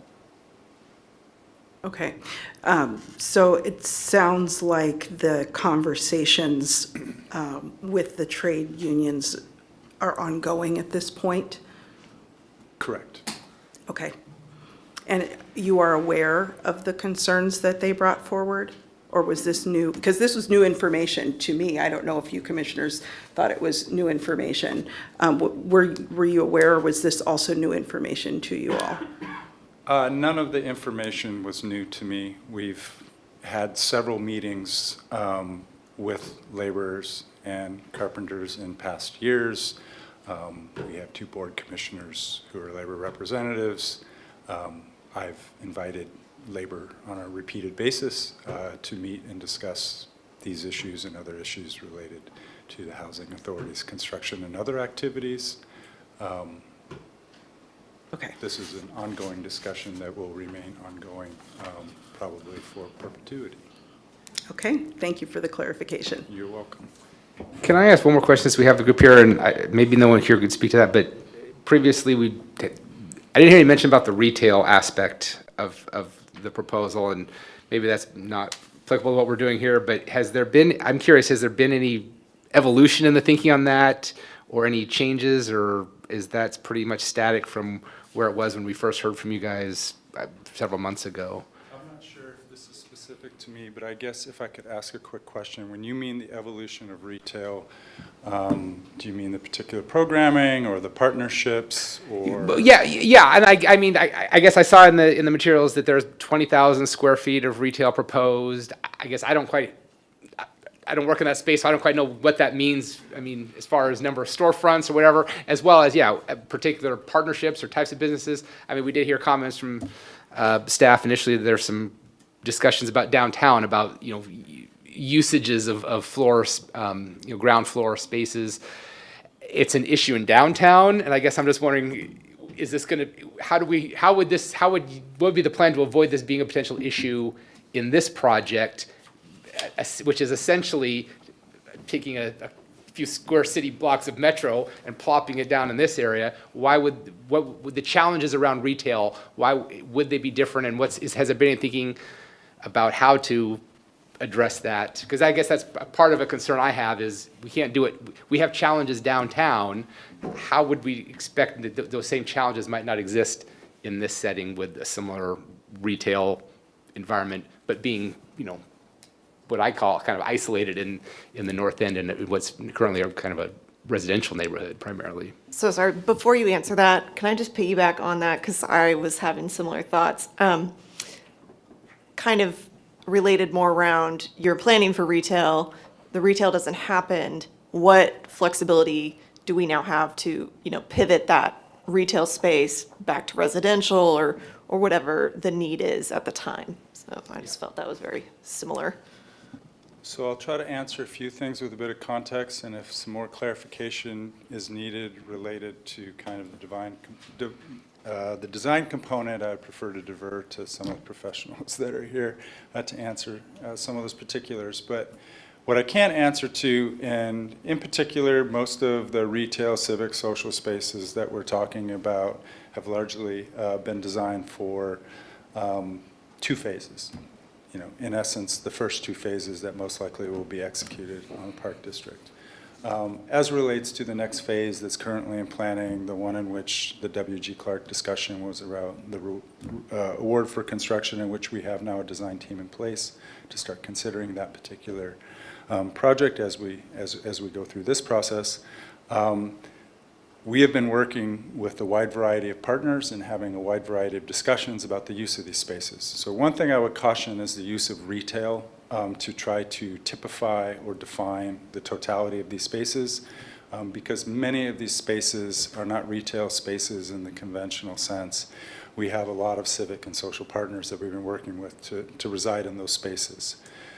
We are working with KSCR to create a space that's similar to the KXP type experience in Seattle on an Everett scale.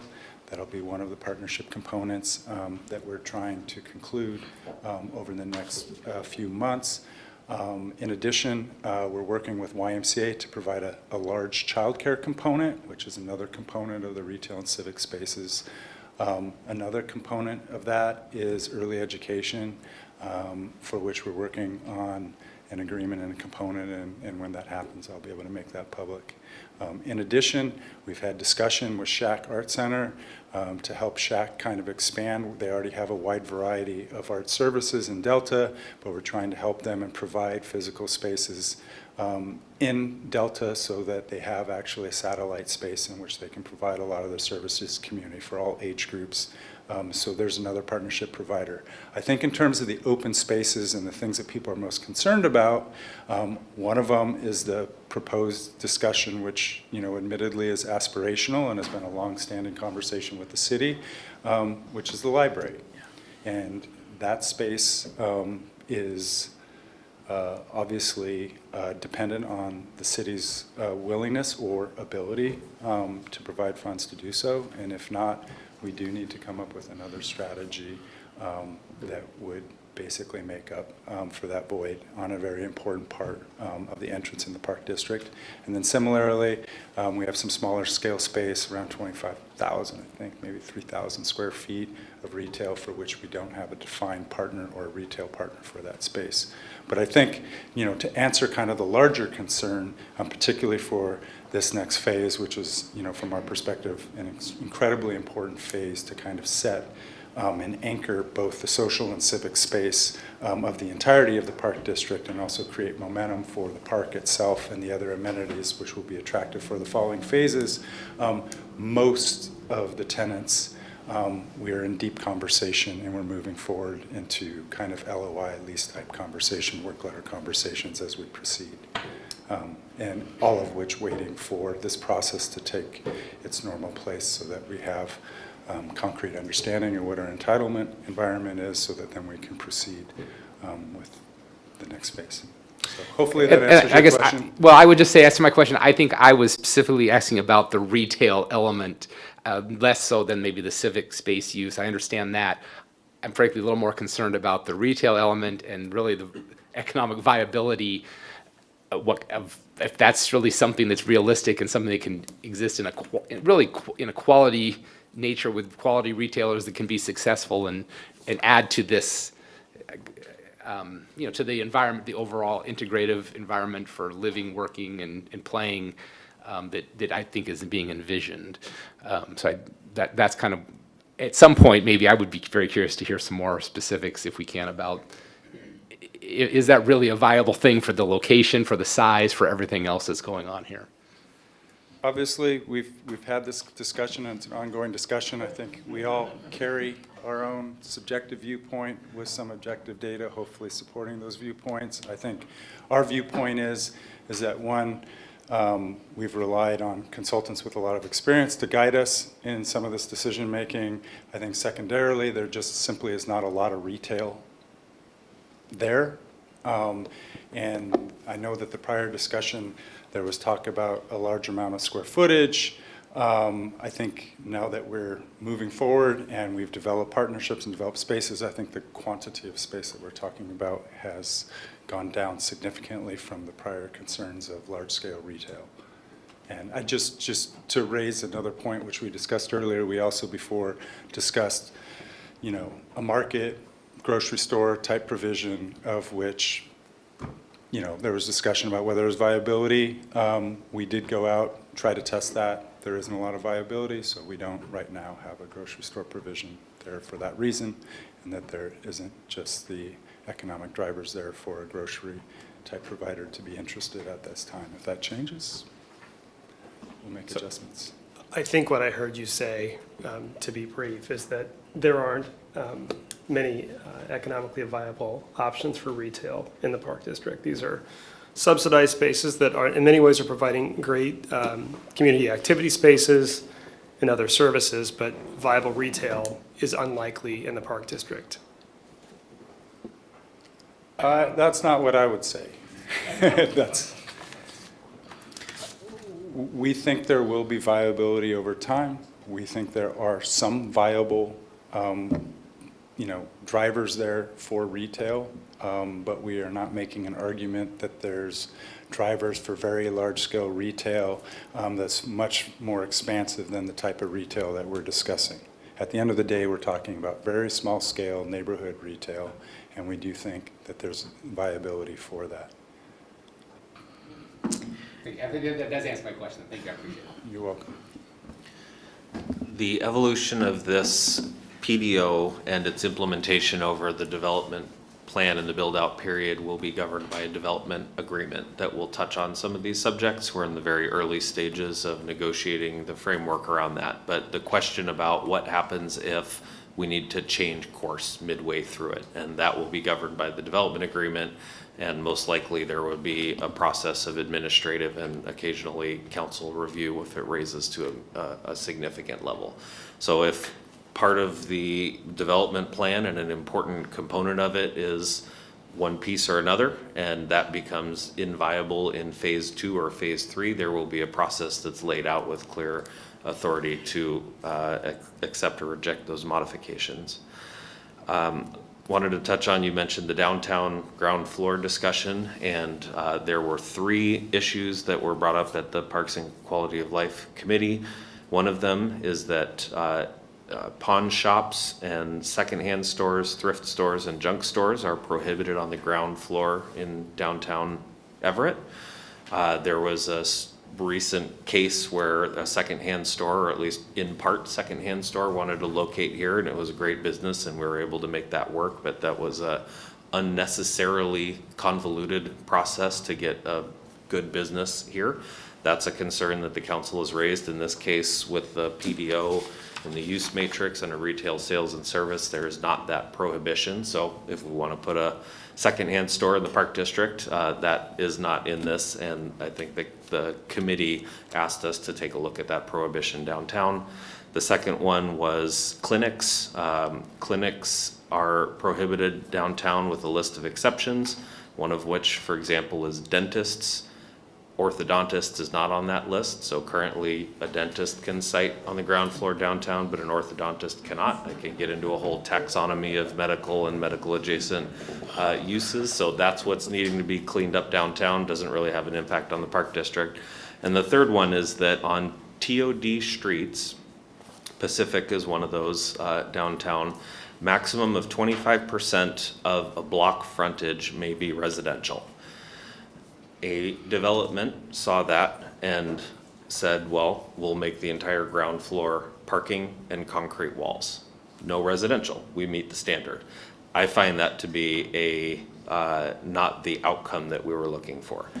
In this case with the PDO, these aren't designated TOD streets, but the project team tried hard to coat all of the buildings with residential so that your experience walking down the street is not blank walls, as textured as they may be. Lastly, I distributed a couple of printouts. These relate to the rest of the exhibits, and I'll go back to that. Okay, so all of these exhibits. Now, A1 and A2 were in your packet. I gave you A3 and A5 and C just now. A4 didn't print. I told it to print again, and it hopefully will listen to me this time, so I'll bring that over. And I want to say I also did the B, site information. So at the end of tonight, you will walk home with printed copies of everything except for A6, 1, 2, 3, 4. Those are all either very long number of pages, very large sheets, or have been replaced in the sense of the parking analysis by information that's in the DEIS, but you will have access to PDFs of all of those. So apologies for kind of bringing these out in segments here, but by the end of the evening, you should have everything that we have today in terms of information around here.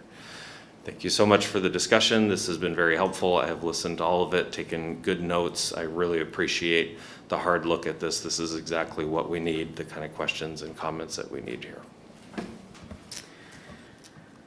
Okay, commissioners, if we have no further questions for the Park District folks, we're going to move on to agenda item 5A, which is the comprehensive plan periodic update land use element. Thank you for being here and for answering our questions and for your presentation.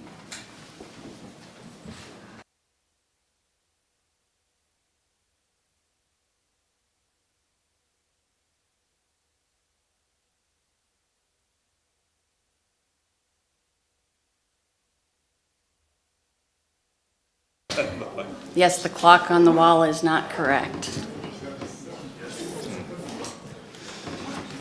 Well, good evening, commissioners, and yes, I appreciate all your insights into these projects, and as York mentioned, taking a look at some of these design guidelines that are being proposed, and do they translate into other areas of the city? And so, yes, good questions. So tonight is a continuation of the land use element, and we're going to talk, I'm going to ground you in the industrial components of the land use element.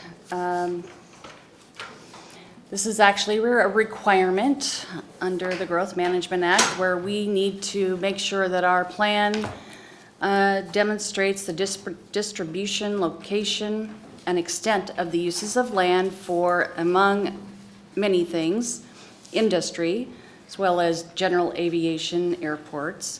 The plan also must include building intensity. So we've seen that on the housing side. I'm going to show that to you on the industrial side. And I did not bring water. So here we've seen this slide a number of times. You'll see it every time in these elements. But this is the inputs that we start with in terms of what we're doing to update our elements.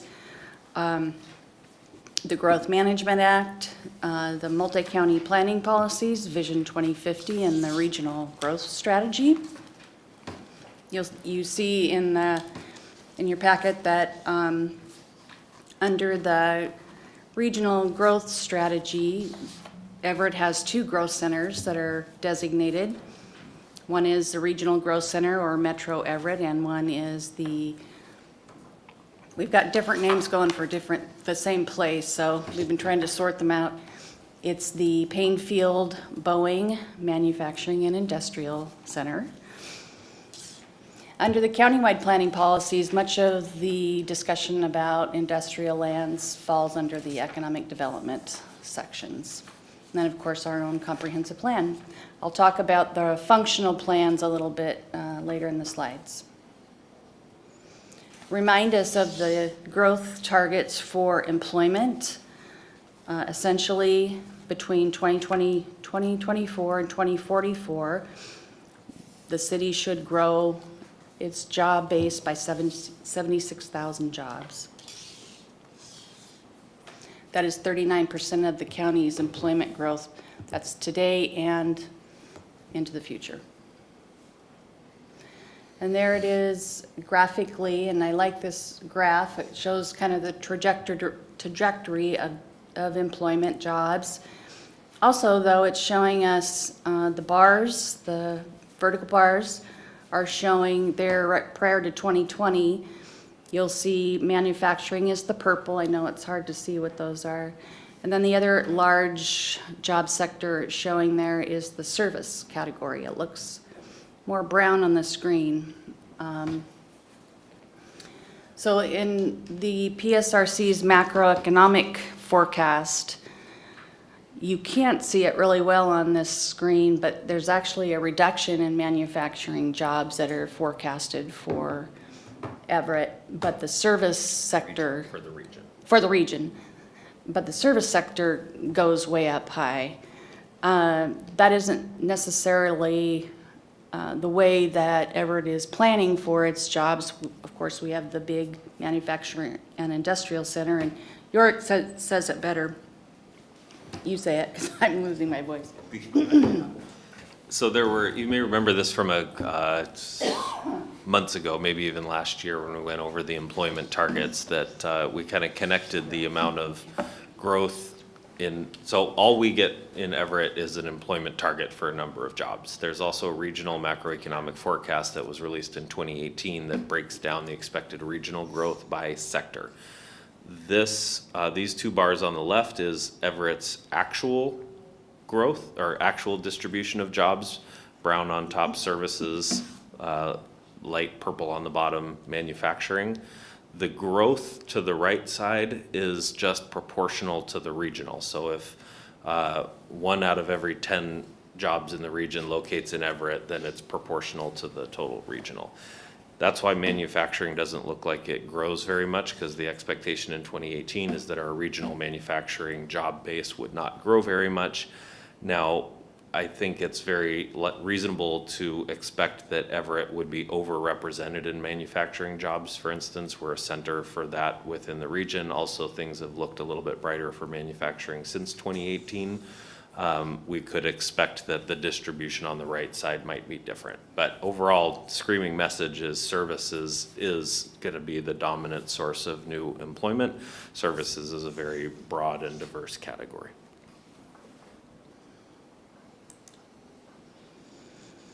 So to talk a little bit about the locational criteria and guidance in the land use element.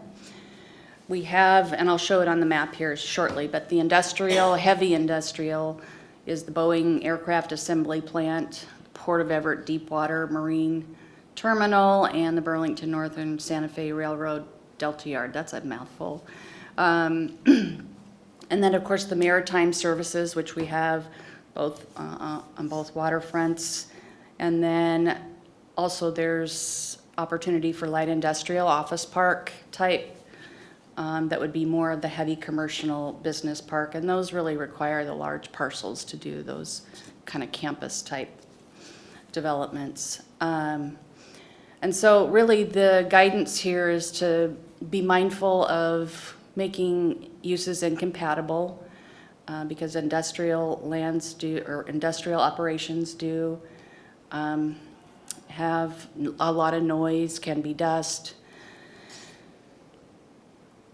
So here's, as you can see, so the green on the left map, all of the green area, that's land use designations for industrial lands. So you can see the MIC down in the southwest, and then up around, you see Smith Island on the east there, you see on the riverfront. And then I'm showing here the geographies that we've talked about in our land use growth alternatives, and this particular map is the same for all of the alternatives, because at this point, we're not proposing any new areas for employment industrial. So the employment growth, and I'm just talking about the industrial, not the commercial here, but the concept in the current plan is just to maintain the industrial land use base, to encourage those uses that support the port and river, to enhance trade and tax base. And then something else to think about, and if you notice on the Metro Everett area, which is kind of the dark pink or there, that in the Everett Station area, there are some industrial lands. It's not shown on this map, but there are some industrial lands there, and the previous comp plan contemplated that there might be some change over time in that area as light rail comes and that area transforms, and maybe during the sub-area planning for the light rail stations, that could become more residential and mixed-use type redevelopment. And just an aerial there, I have the north area showing Smith Island, and to the west, and then that large aerial in the center is actually the MIC. And then I'm showing you there on the east on the riverfront.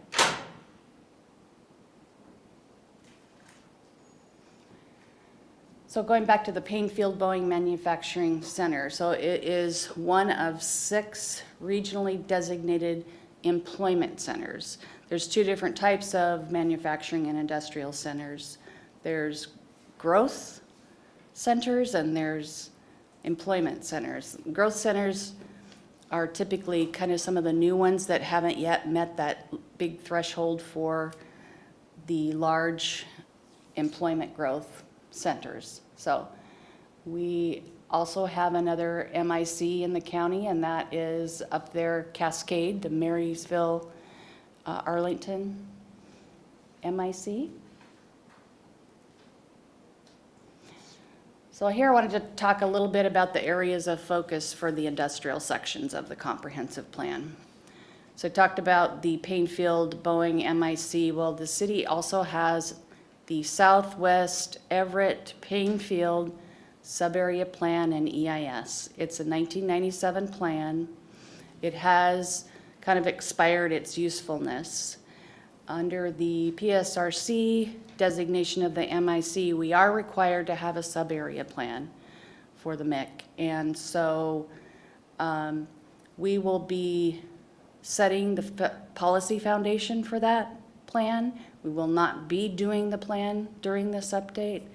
And so we're considering whether or not we should establish its own element. But anyway, it's a requirement from the Puget Sound Regional Council, so it's got to get done, and we've got to satisfy them, at least us telling them that we're going to do the sub-area plan. We will do that in conjunction with the county, because obviously Painfield is not inside the city limits, but that has been a joint effort from the beginning. So we will retire that sub-area plan and EIS, transfer any policy work that we need into the comprehensive plan, and enhance our discussion around Painfield Boeing MIC. The Central Waterfront Redevelopment Plan was done primarily to cover the Kimberly-Clark sites there on the waterfront. That plan set out some mixed-use, water-dependent uses. We've been talking to the port about that site, and I believe they own the site at this point, and that this plan really is no longer necessary. So we will scrutinize that very hard, but I think we agree that this is also a plan that we can retire, and that the zoning code does take care of the issues around how any redevelopment would occur. And finally, the Smith Island, we did annex in 2022, but really haven't had any discussion about what the vision or what the context of Smith Island will be in terms of industrial land and job growth. So we will be updating that. PSRC had some time ago, 2013, done an industrial lands inventory throughout the region. And they have this particular page up there, and I just wanted to show this to you because it's showing kind of redevelopment areas, core areas, and then it's got like where there's wetlands or non-developable areas. And so we need to work with them to update some of their assumptions and things here. But do you recall when they were gonna start the update? Yeah, they're doing it right now. Okay. In fact, they already have some revised figures that I swapped out, but they were too quick to get up on the screen here. So yeah, I assume you were talking about the tidelands. Yeah. Yeah, Yeah, the some tidelands tide- are out now. Let's see. Oh, and this is our table. You were talking this evening about the multifamily potential comp plan amendment here. Industrial, we also have to establish that. The only concern with this table is up to 8 stories.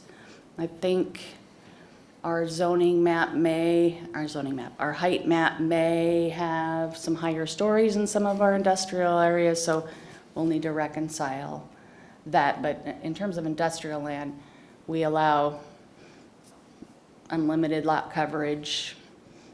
We don't really allow a population, so. And I have to chuckle a little bit about this because we went through this process of a comprehensive plan amendment for the Park District because it was gonna exceed the 10 stories, and then maybe a month or two afterwards, I go looking at the building height map, and most of the manufacturing industrial center allows 10-story heights, which does exceed this table. So maybe more of a guideline than a strict rule, but either way, I think we went down the right path with the Park District.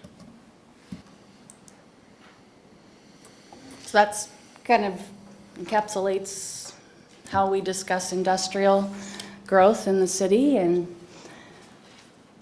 would love to hear if you have any other inputs that you think needs to be considered as we go through the update, and any other policy or growth concepts that we should be considering.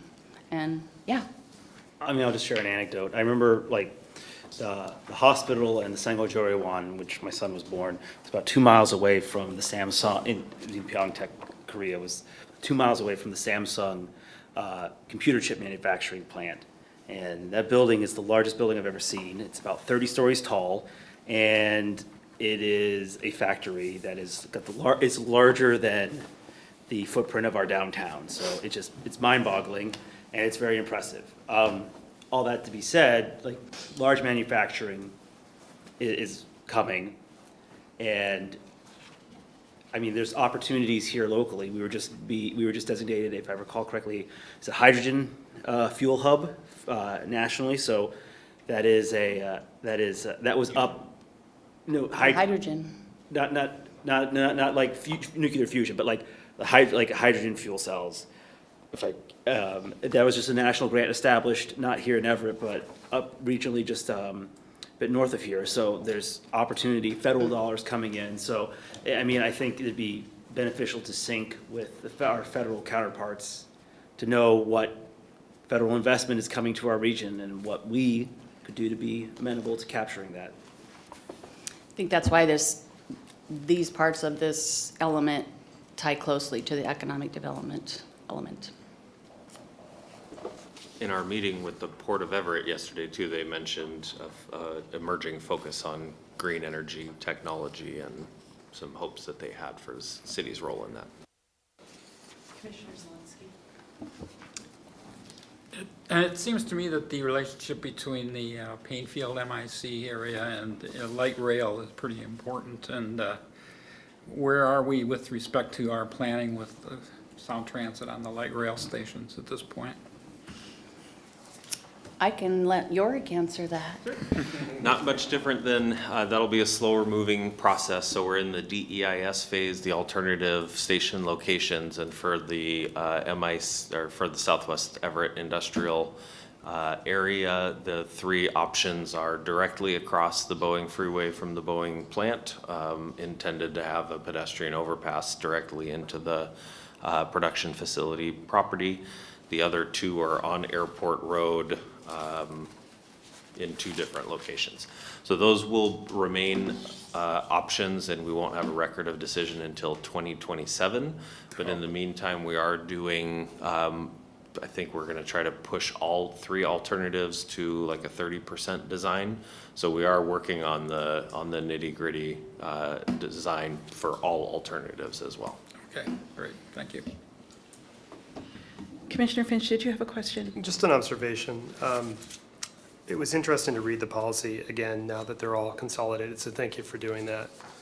I noticed in LU 2.3.4, it says all industrial development should be operated so as to minimize impacts on surrounding land uses, especially residential land uses. And then in 2.3.6, talking about gateway corridors, developed in a manner that improves the appearance of the arterial corridor in accordance with urban design and historic preservation elements, et cetera. And so these are obviously protective measures in favor of residential and other uses. But when you go to the marine port element, the emphasis seems to switch. And so rather than protecting residential uses and favoring historic preservation and gateway corridors, it's really wanted to make sure that the marine port uses can continue and possibly expand. I found that to be interesting. I don't know that I have an opinion on it yet, but it is interesting that the port is basically engulfed by primarily single-family residential housing. And so it would seem to make sense to adopt a similar policy for possibly all industrial areas.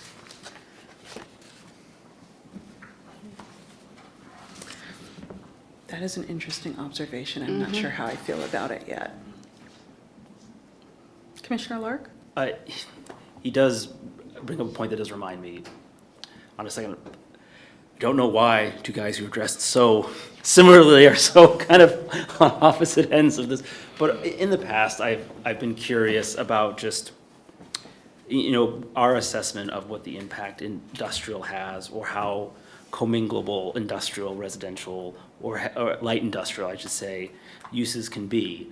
I mean, when I was in Seoul, like, my friends lived in a 30-story building, and across the street was literally a scrapyard run by a couple of old attachis, just, you know,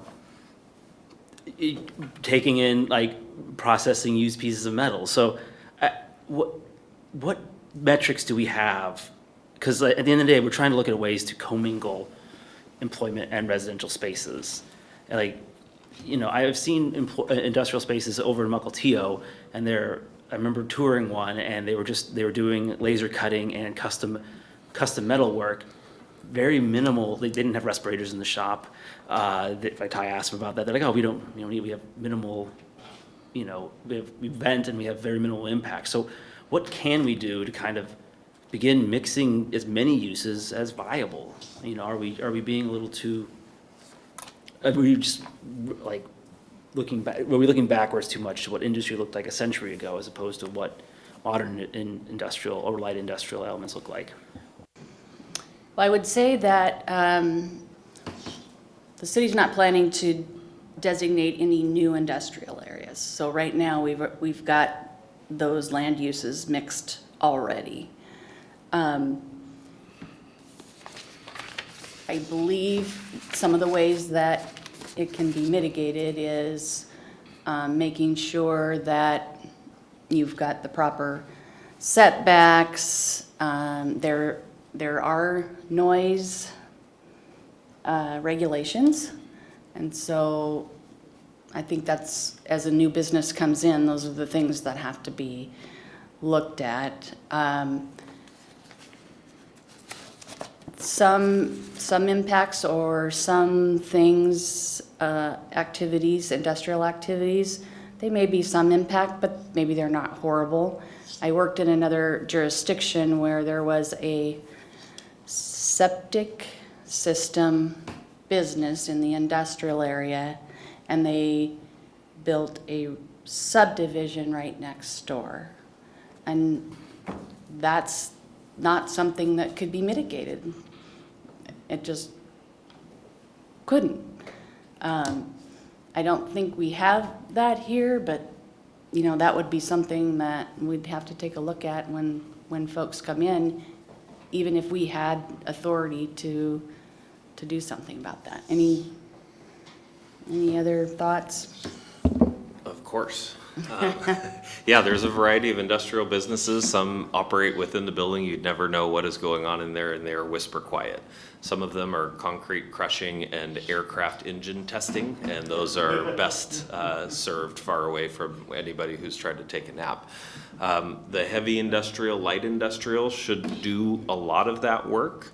Otherwise, case-by-case basis can sometimes come down to SEPA mitigation. If it's not an exempt project, it could look at the particulars of the development and then just having some sort of buffers. But others are work very well commingled, and the Everett Station one is a good example of potential where you could have maker spaces is a term for small scale manufacturing, woodworking, that kind of thing that people might enjoy to see going by. Everett Station District Alliance prepared a set of recommendations and a plan called Convergence Study a couple of years ago, and I took a look at it in preparation for today's meeting, and that's exactly what it anticipates, is light industry working in concert with retail sales and housing and all those sorts of things. I also want a very good observation. Commissioner Finch is a good opportunity to direct our attention to the multi-county planning policies, which, to Becky's first slide, is something we need to be consistent with. MPP DP 50, protect industrial zoning and manufacturing industrial centers from encroachment by incompatible uses and development on adjacent land. And there's another similar policy protecting from incompatible adjacent uses. So there is a recognition at the regional level that our industrial land base is finite and mostly consumed already, and that it is important to protect it from those incompatible uses, just like the port for our strategic economic development objectives. How we do that, though, is a little bit trickier, because most of the industrial versus residential, the line demarcating those two, I don't think we anticipate that really moving.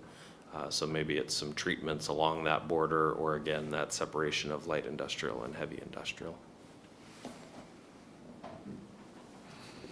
Commissioner Sullivan. An observation.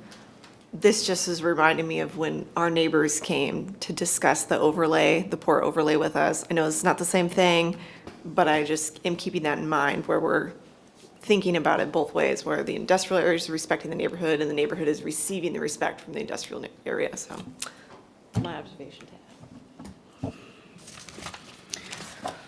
Have we concluded our observations? The clock says we have. Okay. Yes. So sorry. Back to the Park District for the briefest moment. What should we do with our next meeting regarding that? So right now we have a sequence where we have the public hearing and deliberations and discussion in January 16th, I think it was, with the December meeting. Are you feeling like having the whole crew back here, having some time to digest the materials and some deliberations here, so we could put an item on the agenda but not prepare much in the way of presentation and just see where the discussion goes, and if it's quick, that's it? We could not have it on the agenda until January. Wanted to give you the opportunity to guide that a little bit. Do you all feel you still have questions that you would like them to answer, or do you feel that you got the answers you need? I would just say, I guess, I understand what York said about the codes, talking about how staff can't necessarily make a recommendation. I guess I'm really curious to hear maybe more from staff about how much of this has been crafted with staff input, if any, just kind of how the city is maybe generally receiving these things or interacting with these things to date. So maybe, and I would say if we do have future meetings, it's a big topic, not putting it with other agenda items. I think that would be helpful. We gave a light touch to the second agenda item. Yes, I can be prepared to discuss that next time. I won't keep you here this afternoon. But the short version is that the vast majority of this was the project team's design. I and other city staff have given advice along the way, have said where something has crossed the line into not being appropriate or not consistent, or where we've had kind of feedback, but it's been one of proposal, feedback, and draft reviews. So I would not claim co-authorship in any way, as would be appropriate for this kind of a process. But we have met regularly and reviewed the materials and given feedback. So we'll plan to put it on the agenda, and But we'll it sounds like we're not asking the entire team to come back, but there might need to be additional discussion before we have the public hearing in January. Is that correct? And in January, we will have the whole team. That'll be an important meeting, and we'll have public comment and. I don't need them back. Yes. Yeah. Okay. Yeah. Okay, good. They can have a happy holiday then. Okay, with that, we have concluded our agenda. Thank you.